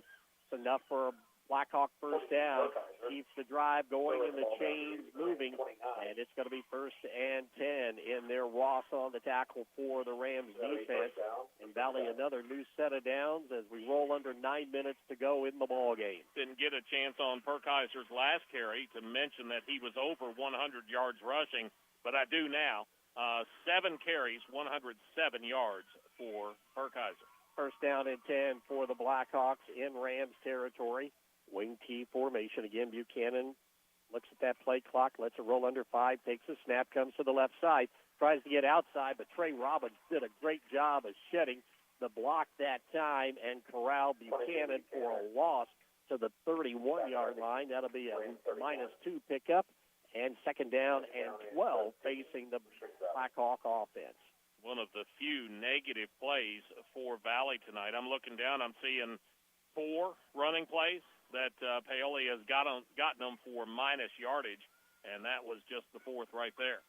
Rams need to come up with a turnover, but Valley has been great taking care of the football, and the Rams get a little bit anxious, and they're going to give them an easy 5. As Hamby that time lurched into the neutral zone, and again, the Rams' issues continue with costly turnovers and untimely penalties, and gives the Blackhawks an easy 5 after 2nd and long, makes it 2nd down and 7. Yeah, give them what you lost on the 1st down play, +3, and now they're setting up 2nd and 7. Standard lineup for Valley, or formation at least. That wing T formation with the H-back and the slot man on the right side. Play clock again rolls under 5 for Buchanan to take the snap. Hands it off to Allstott. He's got running room on that right side going over right tackle. Going to pick up a couple of tough yards down to the 23-yard line. It'll be 3rd down and 3. As in there, Pageant on the tackle for the Rams defense. So we'll be under 7 minutes to go in this game the next time that Valley will snap the football. Yeah, you go back to that 1st quarter drive. What they use up like 10 minutes or so, 9 minutes before Paoli ran their 3 plays. And that's what this drive is starting to resemble. 9.5 minutes on that opening drive almost. Yep. 3rd down and 4 from the 22-yard line. Wing T formation. Buchanan out of the gun for the Blackhawk offense. Takes a snap, keeps it, goes left side, cuts back up the middle, and he's going to be very close to another Valley 1st down as he stretches out near the 19-yard line. Robbins in there on the tackle along with Garcia for Paoli. And it looks like it's going to be just shy of a 1st down, 4th and inches, and make it 4th down officially and 1. This will be the 6th time tonight that Valley's gone for it. They're 4 out of 5 so far, and they'll just let that clock continue to run down. 4th and less than a yard at the 19-yard line for the Blackhawks. Now the Rams need a big defensive play. Let's see if they come up with one here. Buchanan out of the wing T formation with Allstott in the backfield. Handed off to Noah up the middle. He's got running room and more, and he's going to break it in for the touchdown. Noah Alstott on 4th and inches runs it in from 19 yards out, and that will probably do it here tonight for the Blackhawks in this Orange Bowl. Alstott, a big night already, his 3rd touchdown of this ball game. This one on 4th and inches from the 19 on the touchdown run. And that will make it now 42-26 on the Sullivan Financial Consulting of Raymond James scoreboard with 6:06 to go here in the 4th quarter of play. Just a well-blocked play over there. Get the kick out, get the seal, and run him right through the gap. One of those plays where you run it and you run it and you run it some more, and finally you get one that cracks, and that's what he did. Handed off to Alstott again, and he's going to find the end zone for the 2-point conversion run. So Noah does it all on this drive with the touchdown and the 2-point conversion, and that makes it now a 44-26 lead for the Blackhawks fans across the way who are standing and cheering their team. You're listening to Rams football on Mix 95.3. Invest where it matters most, in the people and the potential of Orange County. Over the last decade, through the power of giving, the Orange County Community Foundation has helped thousands achieve their dreams, distributing numerous dollars in scholarships and grants from endowed funds. And we're just getting started. Scholarship applications will open soon, giving Orange County students the chance to unlock new opportunities, realize their full potential, and leave their mark on the world. Plus, be on the lookout for details on our unrestricted grants program, empowering local nonprofits to continue their philanthropic work and address the most pressing needs in our community. In 2024 alone, this grant cycle poured over $85,000 into our community, supporting many programs. Looking to make a lasting difference? Start a fund with us today and create a legacy that grows year after year. Call us at 812-723-4150 because your generosity shapes tomorrow. Together, we're building a better community. One scholarship, one grant, one legacy at a time. Big drive that time for Valley. Not only the fact that they got points, but they were able to work some of the clock. Down to 6:06 to go in the ball game, and Valley up 44-26 over Paoli. Valley ready to kick off. Paoli will send 2 back deep. They'll set up camp between the 15 and the 20-yard line, but Valley has not been kicking it deep all night. Beavers again, a short angle kick, going to fielded by the up man right at the 41-yard line. Is quickly covering the football for the Rams. That's not an easy thing to do when you're not in there all game long. But a real good job that time for the Rams. Coming off the field was Trey Robbins, number 30. He's had a couple of those up there. So the Rams get decent field position here to start. Ball will be at the 46-yard line of Paoli. First down and 10 with 6:05 to go here. Rams need to score quickly. Yep, and let's see how the protection holds up for Paoli because the Valley boys up front, they can just pin their ears back and get after the quarterback now. Blackhawks have some timeout. Yeah, they have some confusion on the defense. Perkiser ran on the field, and then he ran off. Don't know if he has an equipment issue or what. They only had 10 on the field. So timeout taken by the Springs Valley Blackhawks with 6:05 to go here. Remaining in the Orange Bowl, Hawk fans and players alike looking to make some room on the bus to haul that trophy home for the first time in a long time. It has been a while. Last time they won it was actually here at Paoli. Been, 8 years? With the COVID year, adding a 9th. It had been a while. And the Rams' winning streak at home will also come to a close as well. And we'll see just exactly how the Rams are able to rebound again next week because things will not get any easier going on the road down to Perry Central. I know this was a big game highlighted by both teams. They kind of look at this Blackhawk team. If they're able to hold on what you think they would, they'll have a very good chance of maybe running the table over this year. Yeah, no, this will be their second conference win, and I think most of the Valley folks would tell you that Paoli's probably the best team on their schedule all year.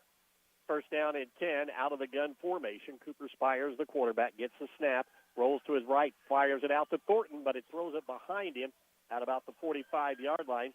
Once again, though, Bert, just getting this offense to where the Rams get their best athletes in space and see what they can do one-on-one. Yeah, and Thornton just didn't get his head turned around in time. That time, ball was almost on him when he finally turned to look for it. So it falls incomplete. That'll stop the clock at 6:01. Valley, they're going to play prevent defense, more or less. They're going to drop one man, a good 20 yards off of the ball, and his job is make sure nobody gets beyond you. That's Landon Weeks literally playing center field here on the defense. Second down and 10 out of the gun, spread formation.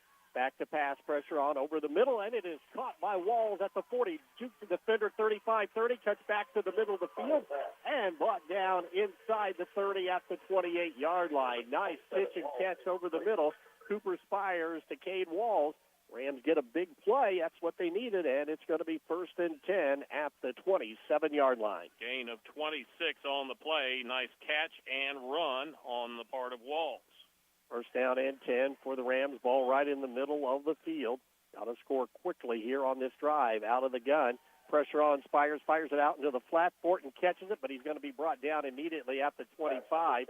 Nice play that time coming up out of the secondary. Elijah Dickey in a one-on-one play. And Thornton is down again at the 25-yard line after getting that pitch and catch out here to the right side.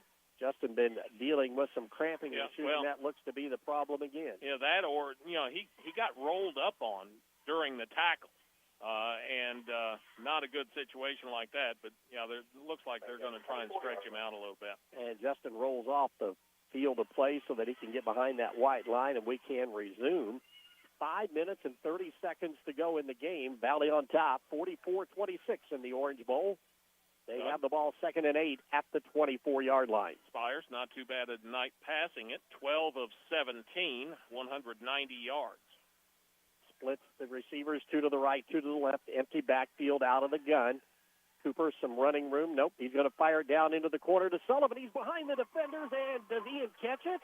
Yes, he does. Ian Sullivan, a great catch in the end zone, right in stride. 24-yard touchdown strike.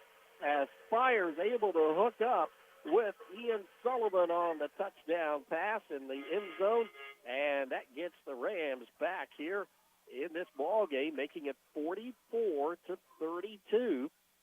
And this touchdown comes with 5:09, so the Rams wasted just a very little time getting into the end zone, and once again we'll go for the 2-point conversion. Rams have had their issues on 2-point conversions here tonight. Let's see if they can get another one, to be successful, and cut this lead down to 10. Spires again goes to the spread formation, out of the shotgun, back by himself, fires it to the corner, and it is going to be caught as the Rams able to complete the 2-point conversion pass to Walls. So Spires to Walls hooks up for the 2-point play, and that cuts the lead back to 10 at 44-34 with 5:09 to go here on the Sullivan Financial Consulting of Raymond James scoreboard. You're listening to Rams football on Mix 95.3. Need a quick bite or cold drink or fuel for the road? Head to Betty's Food and Fuel, right across from Walmart at 656 North Gospel Street in Paoli. We're locally owned and operated and open Monday through Saturdays from 5 a.m. to 11 p.m. and Sundays from 6 to 10 p.m. Enjoy competitive gas, daily food specials, a hot deli, fresh wraps, salads, and cold sandwiches. Need an ATM or lottery ticket? We have both. Find us on Facebook at Betty's Food and Fuel. For questions, call 812-203-0227. Betty's Food and Fuel, the one-stop shop. Well, Paoli does what they needed to, got a score. Now what they need to do is likely onside kick. Valley, let's see if they've got the hands team in there. I think that they do. Some of the lower numbers are up there at the 50-yard line. Valley, if they can fall on it, they're in really good shape. If they don't, Paoli still with an outside chance. They still need 2 scores, though, with it being a 44-34 ball game. Cooper Spires will be the man that will do the onside kick. Looks like he's going to try and angle it over to his left. That's where the Blackhawks are overloading it on their receiving right side of the field. See if the Rams can catch a break or if the Hawks can cover it here. Spires looking, he'll kick it over the top, gets a big hop, it skips along the ground. It's loose on the field, but Valley quickly recovers it at the 47-yard line as the Rams just couldn't get down there quick enough. He popped a little bit too quick, and boy, did it skid on this turf here at Paoli. Yeah, it just kind of it almost accelerated pace-wise after it hit the grass, and as a result, even though it was rolling around just for that split second, Paoli wasn't able to get up there quick enough to get to it. So Valley able to recover, and now they look to work that clock some more. First down and 10 for the Blackhawks at their own 47-yard line. Be in that wing T formation with Buchanan, the quarterback, out of the gun for Springs Valley. As one receiver to the left, single set back in the backfield, going to hand it off to Perkiser. Perkiser, right tackle, he breaks free, and he's got running room. He's to the 30, to the 25-20. Can Spires catch him? And he does at about the 1-yard line. As Augie Perkiser again breaks one over the right side, a huge run going from the 47 of Springs Valley to the Rams' 1-yard line. Give him 51 yards on the carry, and he was just that close to getting there. Maybe actually add another couple of yards, 53-yard run. That'll give him 160 on 8 carries. But that's just been the way this game has gone. Every time the Rams try to make a comeback, Valley answers with a huge play of their own. First and goal from the 1. Out of the wing T formation, Buchanan barks out the signals for the Blackhawks. Hands it off to Allstott. Allstott hits the line of scrimmage, and he is in for the score. So Noah Allstott, a big half here. 3 touchdowns in this half alone, 4 on the ball game, as the senior is going to have a Orange Bowl night to remember. This one is a 1-yard touchdown run for Allstott. That coming with 4:31 to go here in the ball game's fourth quarter of play, and the lead back up 50-34 in favor of Springs Valley. That's a big number to be put up against Paoli at 50-34.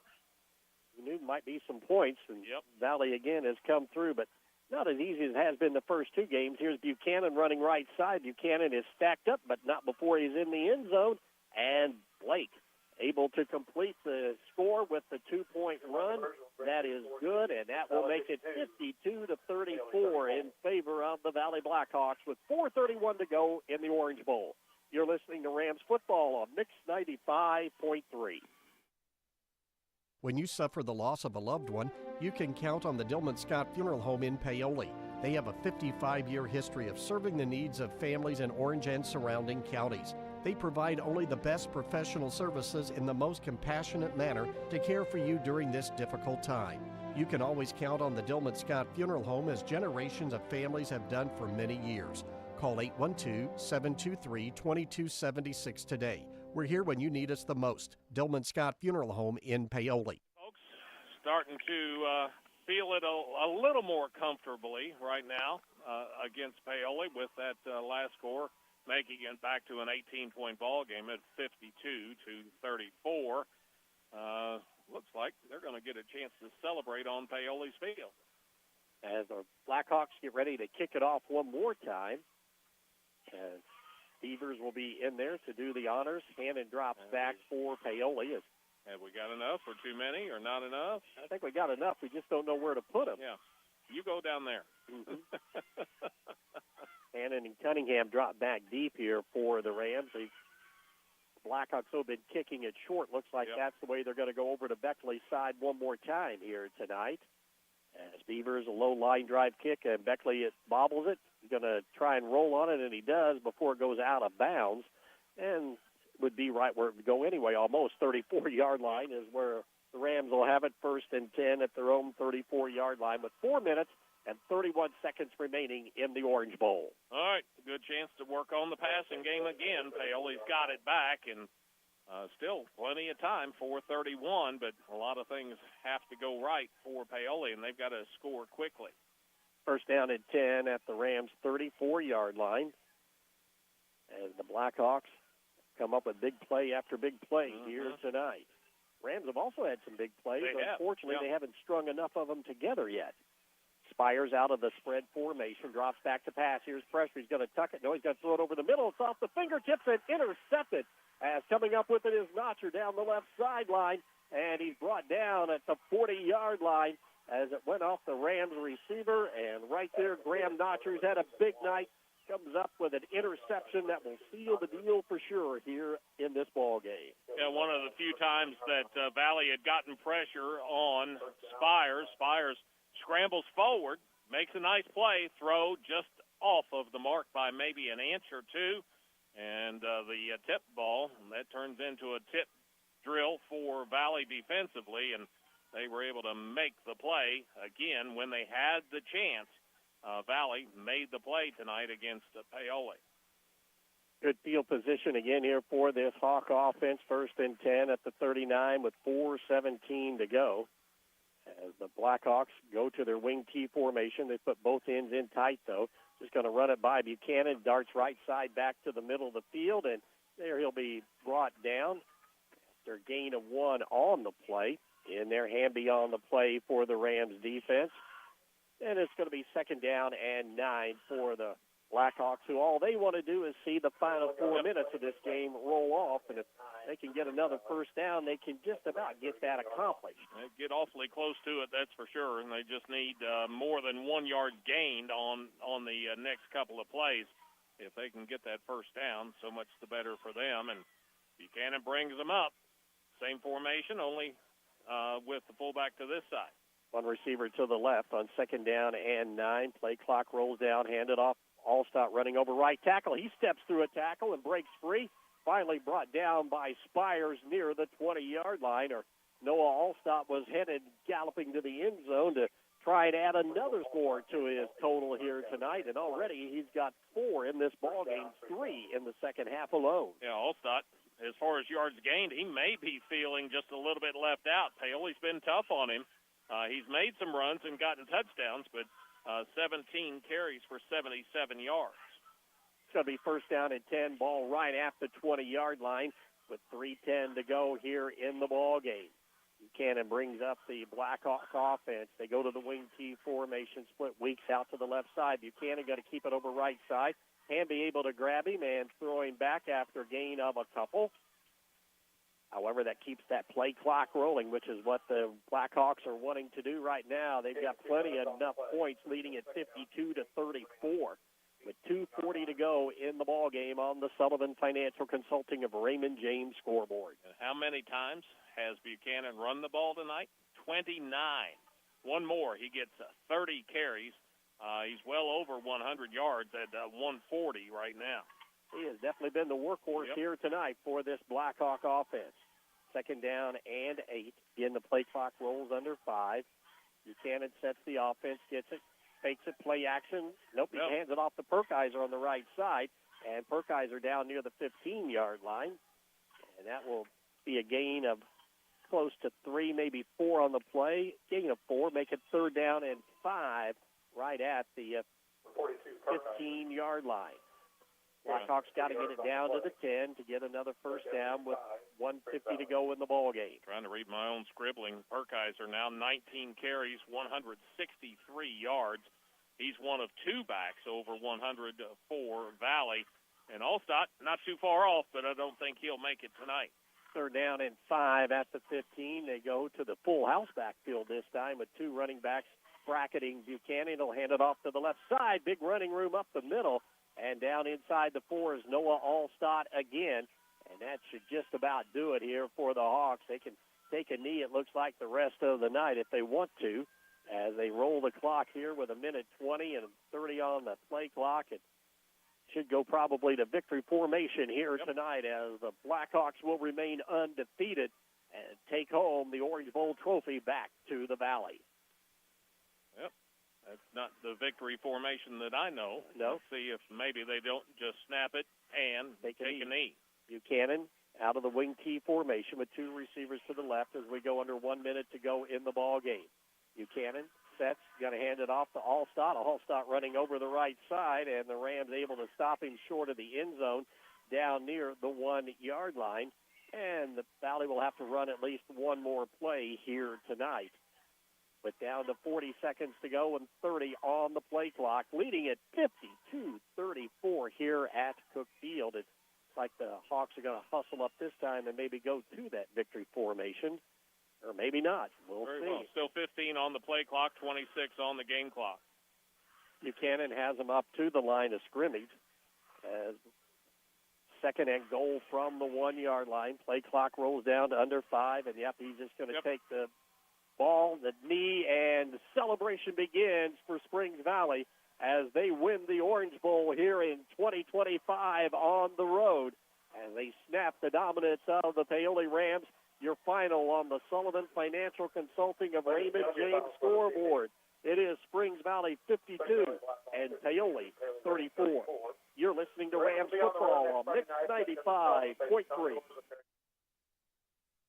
Hey, Dad, can I get a ride to Hoosier Hills Credit Union? Bet. What? Don't be the Lulu. You know I got that Riz. Ew! We're not always hip on the new lingo, but at Hoosier Hills Credit Union, we do understand the need to teach teens about responsible spending. That's why we offer the Smart Spending Account. They'll get a free debit card, no monthly fee, and no minimum balance. Plus, there's incentives when your teen volunteers or has a job. Learn more about our Smart Spending Account at HoosierHills.com. Slay! Federally insured by NCUA. Are you ready to see the world with clarity and style? Look no further than In Focus Eye Care on West Hospital Road in Paoli. At In Focus Eye Care, they offer comprehensive eye exams, a wide selection of fashionable eyewear, and the latest in contact lens technology. Their expert team is dedicated to providing personalized eye care for the entire family. Call 812-723-4752 and schedule your appointment. Now, open Monday through Thursday from 8 to 5. In Focus Eye Care, where your vision is their focus. The celebration is underway at Cook Field for the Springs Valley Blackhawks as they have won the 2025 Orange Bowl matchup between the Rams and the Blackhawks here at Cook Field. The first time that Springs Valley has defeated the Rams since 2015 and snapped that 8-game losing streak to the Rams. And they have taken the Orange Bowl victory for the first time for this particular class of seniors, and also for the first time for head coach Jason Lowe at the head of the Springs Valley High School football program. Well, this was a game we thought a lot of points might be scored, and they were when you look at it and combine it, a total of 86 points between these two ball clubs. It started out with Valley going 17 plays, taking the opening drive, a total of 65 yards, and they converted on 3 fourth-down plays by quarterback Blake Buchanan, and he capped it off with a 7-yard touchdown run with 2:36 to go. The extra point was no good, but Valley led 6-0, and Paoli had not touched the football. The Rams get it at their own 32, and they go for it right out of the gate, 4th and 4 at the 38, but they turn it over on downs. Valley great field position at the Paoli 39-yard line. Buchanan a big run of 23 yards down to the 1-yard line. Then they lose a yard or two, and then he runs it in from 4 yards out to make it 12-0 with 10:43 to go. The Andrews two-point conversion was good, and it was 14-0. The Rams get the ball back at their 29, and they finally get something going. 4th and 4, though, at the 35. They go to the bunch formation. They toss it left side to Dane Padgett. He gets to the edge and turns on the Jets down the sideline. 65-yard touchdown run. That made it 12-6 with 8:13 to go in the second quarter. The PAT was blocked, and it was 14-6. But Springs Valley wastes no time. They get the ball deep in their own territory at the 16. But then it is Augie Perkiser breaking off an 83-yard touchdown run down the left sideline with 7:13 to go to make it 20-6. The extra point pass was no good, and it stayed at 20-6. Paoli, though, comes right back, getting the ball at their own 44, able to convert on a 4th and 7 at the 47 on a pass to Thornton that covered 17 yards. And then the Rams were able to get the pass play down by Padgett to the 1-yard line. Spires runs it in from 1, made it 20-12 with 3:59. Spires got the 2-point conversion to make it 20-14. But then on the ensuing kickoff, Graham Notcher takes it 90 yards to the house to give the momentum back to the Blackhawks. With 3:42 to go, the All-Star extra point was good, and it was 28-14 with 3:42 to go. Paoli marches the ball downfield, gets it across into Blackhawk territory. They had it at the Blackhawk 11-yard line, but out of the spread, the snap sails over the head of Cooper Spires. It is recovered by Ethan Parker of Springs Valley at the 27-yard line, and that ends the first half with Valley on top 28-14.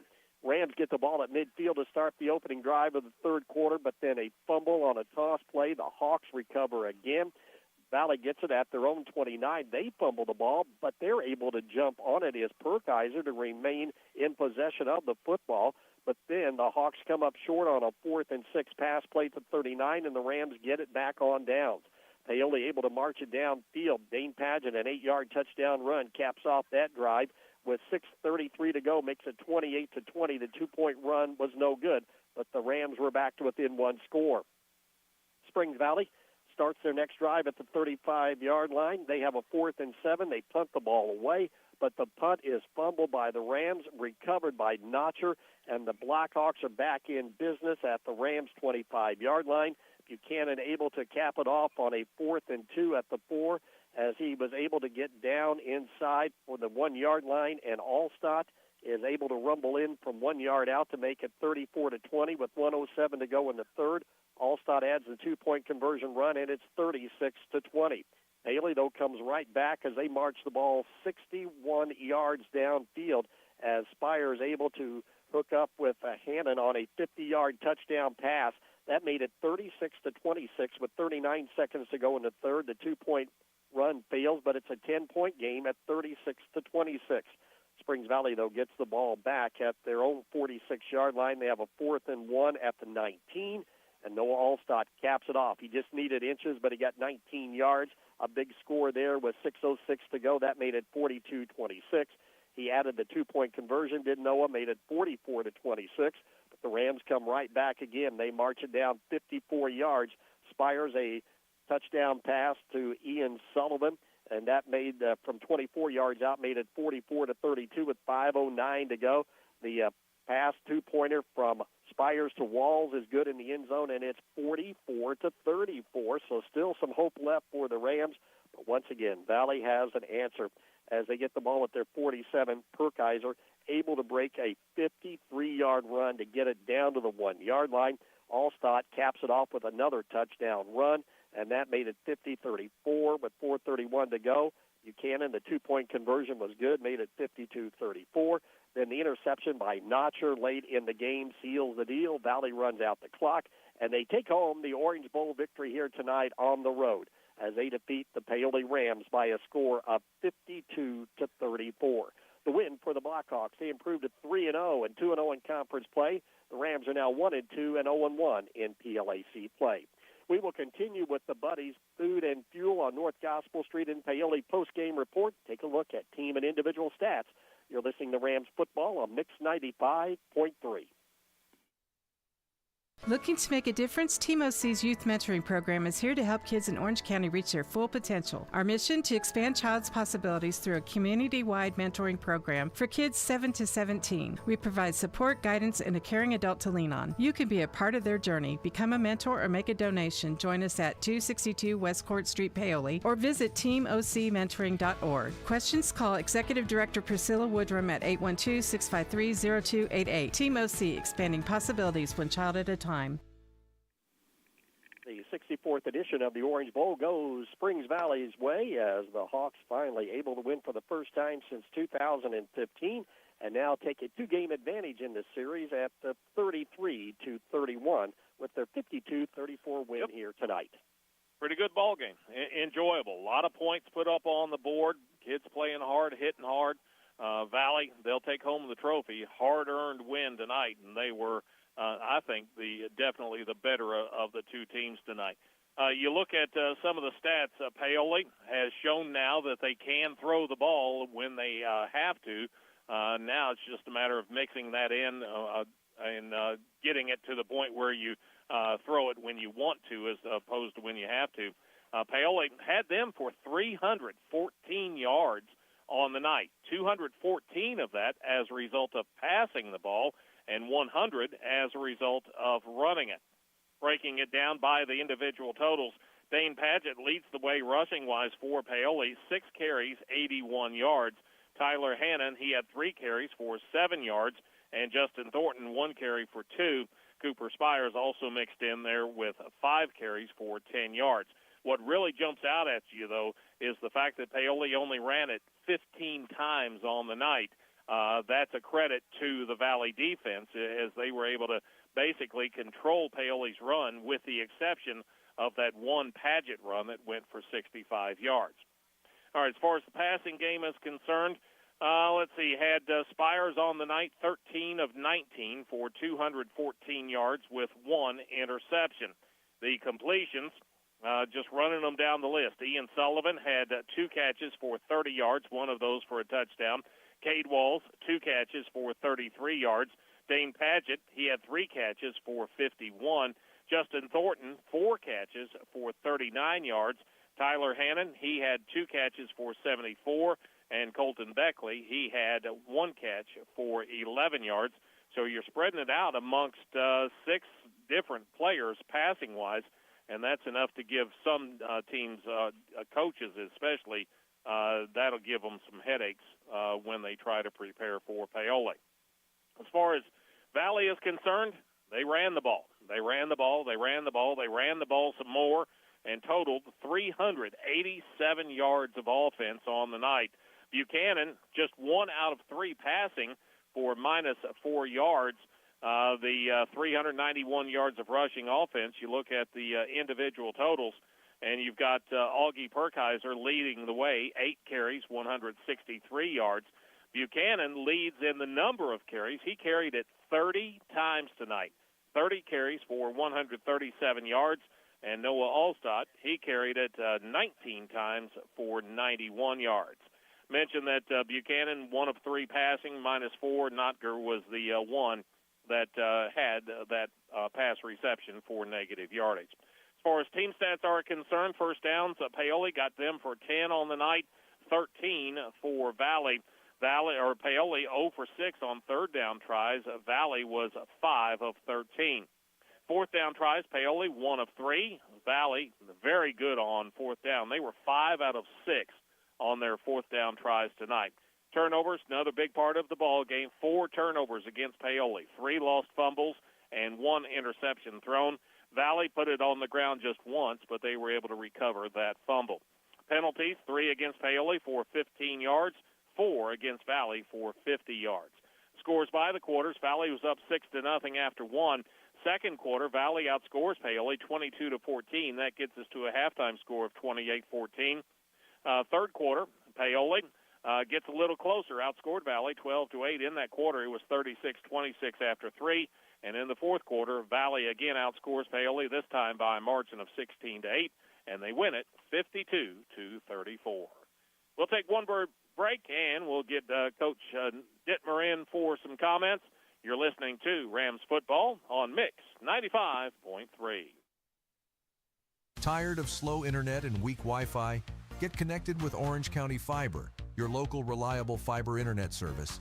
With powerful parental controls, device prioritization, and built-in cybersecurity, your whole family can browse, stream, and game with confidence.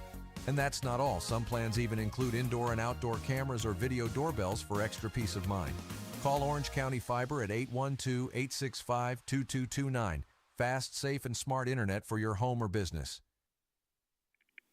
As we continue with the Buddy's Food and Fuel post-game show here at Cook Field as the Blackhawks win this 2025 edition of the Orange Bowl, defeating the Rams 52-34. Head coach Neil Dittmer joins us now after this ball game. And, Coach, it's always tough when you lose, but when you lose to your county and conference rival, a little bit more sting to it. Oh, yeah, and, it's just the way we didn't play very physical tonight. I was upset with our physicality up front.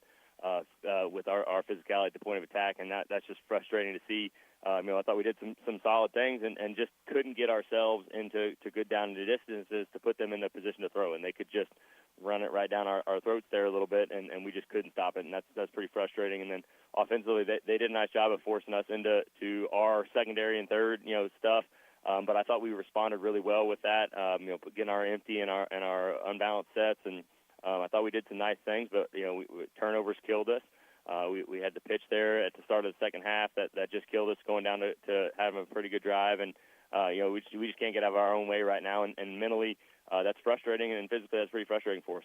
Well, it set the tone early, Coach, with that drive that they had when they dominated the offensive line to take it down and run almost all that first quarter off with a 17-yard play touchdown drive. Yeah, they did set the tone with that early on. Again, just did some nice things, just weren't quite able to finish the job on that drive, and they're able to punch one in early and go up 6-0. Well, a game here, Coach, that they would jump out, you'd come back, make a little run, but every time you get within that one score, you just couldn't get that stop or a break that you needed to get the ball back and maybe tie or get the lead. Yeah, that's kind of been the case in these games the last several years, where somebody catches the break and is able to keep that lead at 2 scores, and this year it went to them.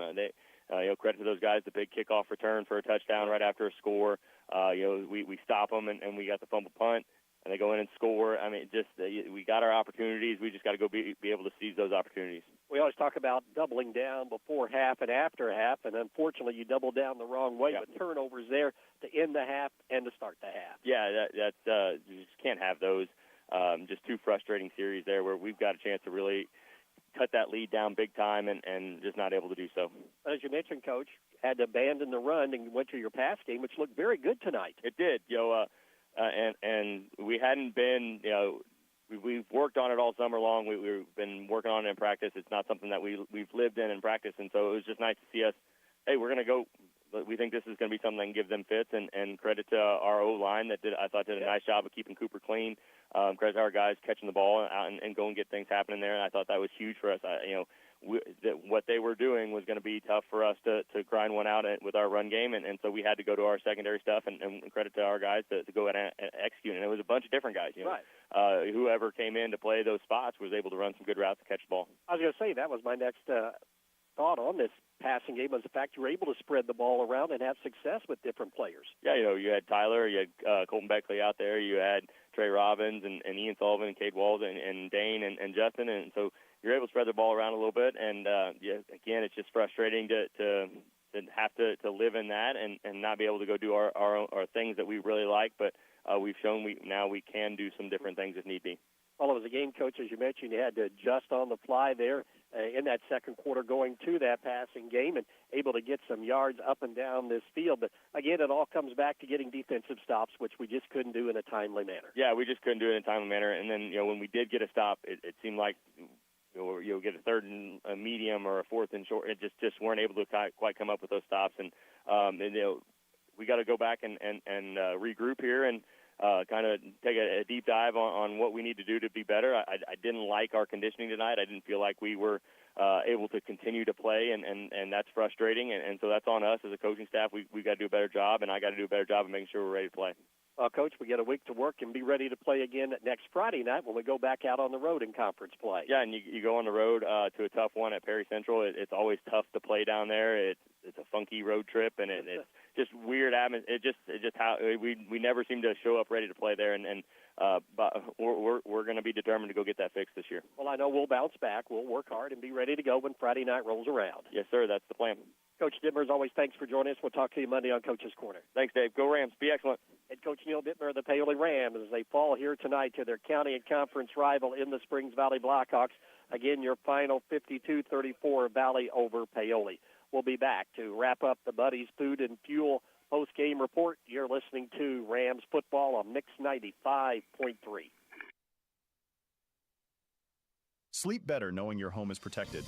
Imagine rainstorms rolling in, and you at peace knowing your home is protected by the best in the business.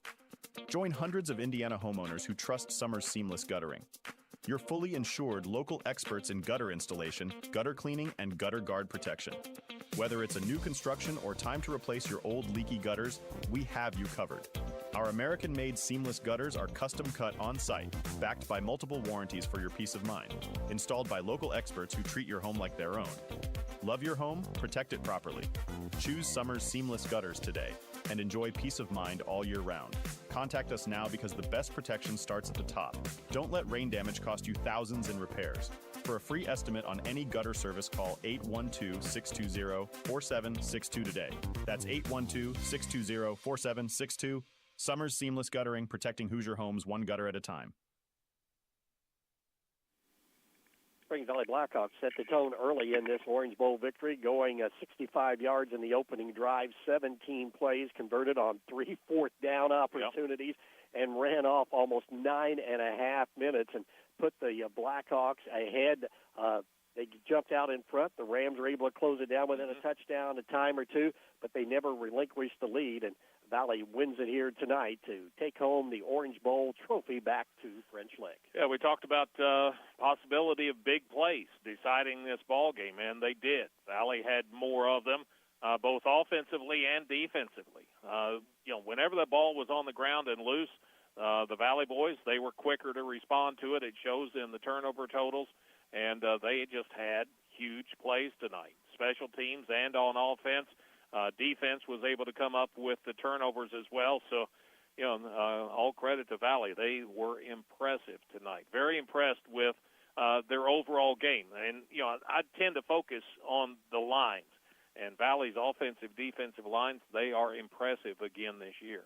We started off saying, and both coaches did in the pregame, it was going to be one along the line of scrimmage. And early on, Valley was able to dominate that. And Paoli, though, was able to come back, kind of hold their own, particularly when they went to their passing game. Yeah, and with Valley, that opening drive, that explains what they're all about. 17 plays, all on the ground, control the ball for better than 9 minutes and get the score. Defensively, I think Valley, the way they were playing early, kind of forced Paoli's hand into the passing game. Paoli was able to get around in with the run a few times, but when they spread the defense out, they were able to find open receivers, and it shows in the total, better than 200 passing yards tonight for Paoli. They maybe just took them a series too long to get into that because by the time they went to it, they were already down 2 scores. They could get back within 1, but then Valley, then the big plays started to kick in, and they were just able to keep Paoli at arm's length for the entire second half.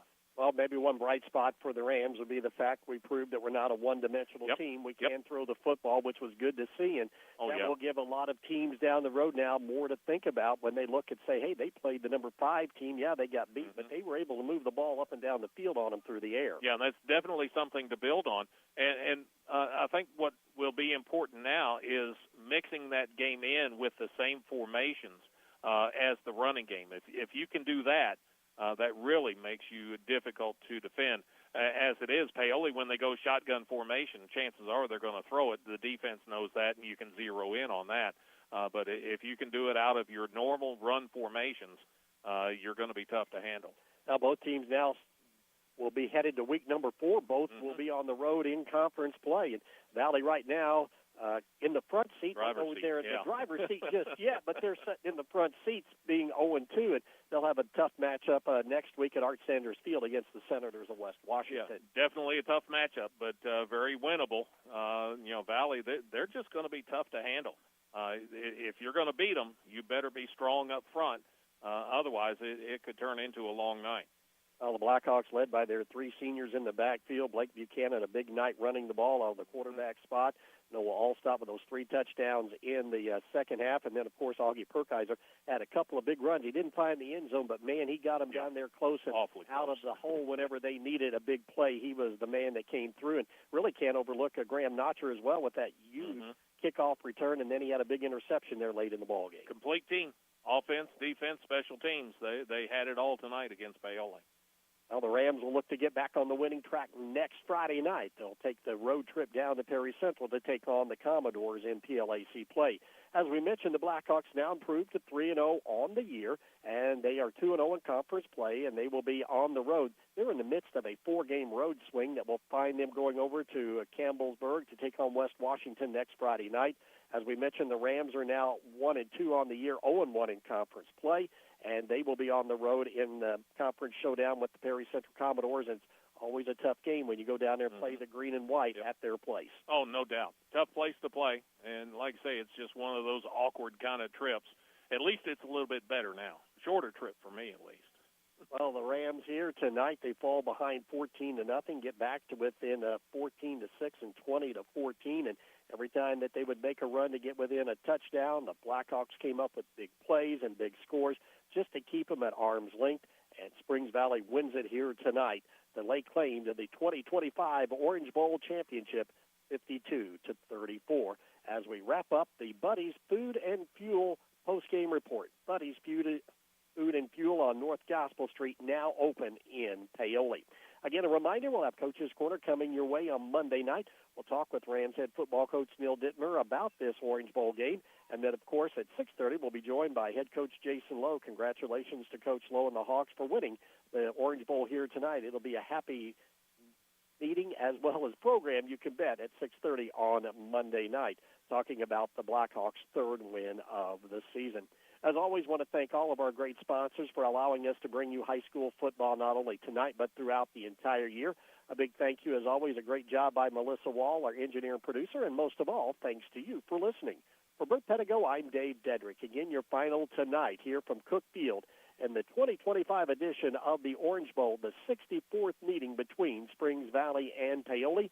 The Orange Bowl trophy heading back to Valley as they defeat the Rams here tonight. Your final 52-34. Good night, everybody.